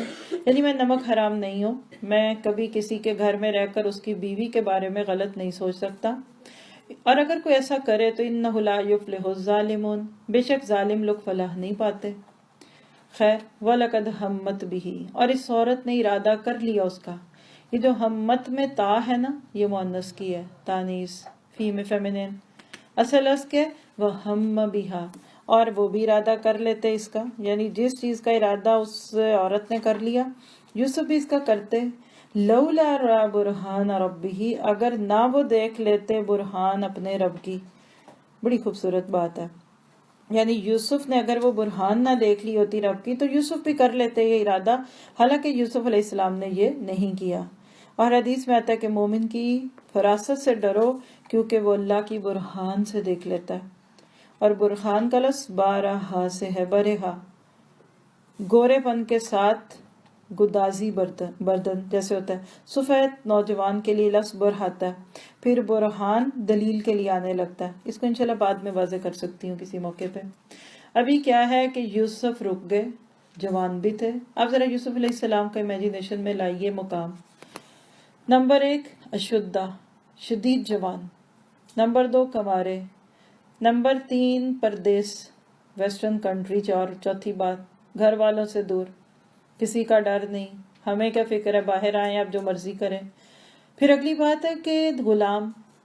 اگلی بات دیکھیے عورت پہل کر رہی ہے، اور اگلی بات 10 میں بول رہی ہوں. اب یہ ہے کہ وہ عورت بھی کون ہے جو بادشاہ کی بیوی ہے، عزیز مصر کہہ لیجیے، وزیر خزانہ، منسٹر کی بیوی کہہ لیں، پرائم منسٹر نہیں بھی ہے. ابن قیم رحمہ اللہ فرماتے ہیں کہ یوسف کے پاس 10 عذر تھے اگر اس دن وہ اس عورت کی بات مان لیتے ہیں، لیکن نہیں مانا. یہ ہے وہ برہان جو ایمان کے ساتھ آتی ہے. دعا کریں ہمارے بچوں اور ہمارے مردوں کی نگاہوں میں یہ برہان آ جائے. کذالک لنصرف عنہ السوء والفحشاء، یہ اس لیے کہ ہم پھیر دیں اس سے برائی اور بے حیائی کو. یعنی اللہ نے عین وقت پہ یوسف کو روک دیا، بے حیائی ان سے پھر گئی اور آپ کی عصمت اور عزت محفوظ ہو گئی. اور ایسا کیوں ہوا؟ کیونکہ انہ من عبادنا المخلصین، وہ ہمارے چنے ہوئے بندوں میں سے تھا. نوٹ کیجئے کہ لفظ مخلص لام کی زبر کے ساتھ آیا ہے. مخلص اسم فاعل، خلوص اور اخلاص سے کام کرنے والا، ابھی کام کر رہا ہے. مخلص مفعول وہ شخص جس کو اللہ نے خالص کر دیا. سورہ صاد میں یہ پورا فلسفہ آتا ہے، لیکن یہاں سمجھ لیجئے کہ مخلص زیادہ بڑا درجہ مخلص ہے. ایک وہ جو بھی اخلاص پہ کام کر رہا ہے، وہ جس پہ کام ہو چکا.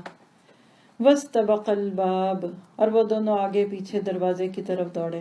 یوسف نے جب دیکھا عورت کی نیت خراب ہے، اس پہ شیطان سوار ہے، اپنے دفاع کے لیے بھاگے. پیچھے سے عورت بھی بھاگی، اسی میں پیچھے سے یوسف کا کرتا اس کے ہاتھ میں آ گیا. وَقَدَّتْ قَمِيصَهُ مِن دُبُرٍ، اور پھاڑ دی اس عورت نے آپ کی قمیص پیچھے سے. اور اسی سارے مرحلے میں وَأَلْفَ يَا سَيِّدَهَا لَدَى الْبَابِ، اور پائے ان دونوں نے اس کے خامند کو دروازے پہ.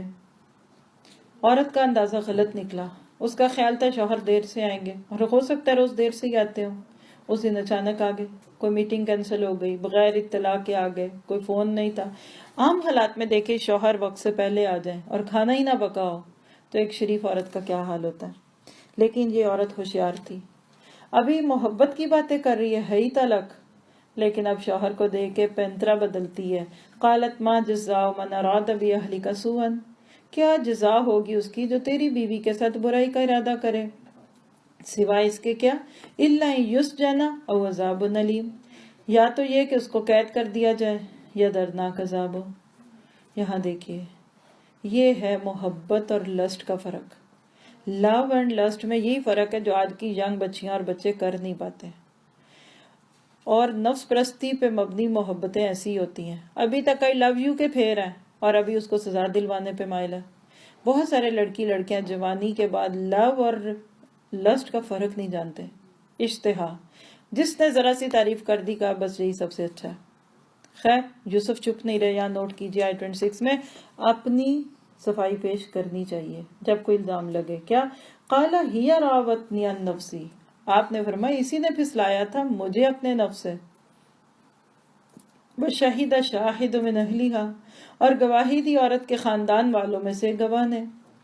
یہ کون تھا؟ بعض کہتے ہیں ایک بچہ تھا، کوئی کہتا ہے بوڑھا تھا۔ اللہ اپنے اسباب پہ قادر ہے، وہ کوئی موقع بنا دیتا ہے، مجھے آپ کو اس کی اتنی ضرورت نہیں۔ بس گھر سے گواہی سے پتہ چل گیا آپ سچے ہیں تو دشمنوں کے گھر سے آپ کے حمایتی نکلیں گے انشاءاللہ۔ کیا کہا؟ ان کان قمیص قد من قبل، اگر اس کی قمیض پھٹی ہے سامنے سے تو فصدقت، تو عورت سچی ہے، کیونکہ پھر مرد پہل کر رہا تھا اور عورت اپنا دفاع کر رہی تھی۔ وَهُوَ مِنَ الْكَاذِبِينَ، اور وہ مرد جھوٹا ہے۔ اور اس کے برعکس وَإِنْ كَانَ قَمِيصُهُ قُدَّ مِنْ دُبُرٍ، اور اگر اس کی قمیض پھٹی ہے پیچھے سے، فَكَذَبَتْ وَهُوَ مِنَ الصَّادِقِينَ، تو یہ عورت جھوٹی اور وہ سچ ہے۔ کتنی عدل والی گواہی، اور قرآن کتنے خوبصورت طریقے سے آپ دیکھیں چیزوں کو کھولتا ہے، ٹکی چھپی باتوں سے یہ بتا دیا کہ ایسا معاشرہ جہاں یہ حالات ہو جائیں تو اس کو اللہ تعالیٰ نے کیسے پیش کیا۔ اب بات تو سچ تھی، تو آؤ دیکھیں، دیکھا تو کیا پتہ چلا ہے 28 فَلَمَّا رَأَىٰ قَمِيصَهُ قُدَّ مِن دُبُرٍ، پھر جب اس عزیز مصر نے دیکھا کہ آپ کی قمیض پھٹی ہوئی ہے پیچھے سے، قَالَ إِنَّهُ مِن كَيْدِكُنَّ، یہ تم عورتوں کی چالوں میں سے ایک چال ہے۔ بعض عورتیں اس آیت پہ، اس جملے پہ بڑا ناراض ہیں۔ دیکھیں اللہ نے عورتوں کی چالیں کہیں تو نوٹ کیجئے قیدی کنہ، یہ جملہ کس کا ہے؟ عزیز مصر کا ہے۔ اگر یہ اللہ کا کمنٹ ہوتا تو کیا ہونا تھا؟ من قیدی ہن، ٹھیک ہے، ان کیدکن عظیم، اور یقیناً تم عورتوں کے فریب بہت بڑے ہوتے ہیں۔ سمجھ آ گئی کہ قصور بیوی کا ہے۔ اب بات کو آئی گئی کرنے کے لیے وہی کیا جو عموماً گھر کے ملازموں اور غلاموں کے ساتھ کیا جاتا ہے، یوسف عارضاً ھذا، یوسف اس معاملے سے درگزر کر لو، وَاسْتَغْفِرِي لِذَنبِكِ، اور تم اپنے گناہ کی معافی مانگو اے عورت، إِنَّكِ كُنتِ مِنَ الْخَاطِئِينَ، تم ہی قصوروار ہو۔ یہاں آپ دیکھیے بہت ساری باتیں ہیں۔ شوہر کو پتہ چل گیا کہ بیوی فاحشہ ہے، لیکن اس نے اس کو کچھ نہیں کہا، اور یوسف کو ادھر ادھر کر دیا تاکہ سکینڈل نہ بنے۔ بڑے لوگوں کو یاد رکھیے اللہ سے زیادہ لوگوں کا ڈر ہوتا ہے، سکینڈل نہ بن جائے، اخباروں کو نہ پتہ چل جائے، میڈیا میں یہ بات نہ آ جائے۔ اس نے یوسف کو ادھر ادھر کر کے کہا تم پیچھے ہو جاؤ اور باقی چیزوں کو چھوڑ دو۔ اگلا حصہ جو ہوگا نا انشاءاللہ اس میں اس حصے کی کچھ جھلکیاں ہیں۔ یہاں بس اتنا سمجھ لیجئے کہ آزمائشیں کبھی محبتوں کی صورت میں آتی ہیں، کبھی نفرتوں کی صورت میں آتی ہیں۔ اور یہاں ایک اور بات نوٹ کر لیجئے کہ اس عورت نے پہل کی۔ عورت اپنے مزاج کے اعتبار سے پہل نہیں کرتی، اللہ نے یہ ایک عورت کے مزاج میں اناہ رکھی ہے۔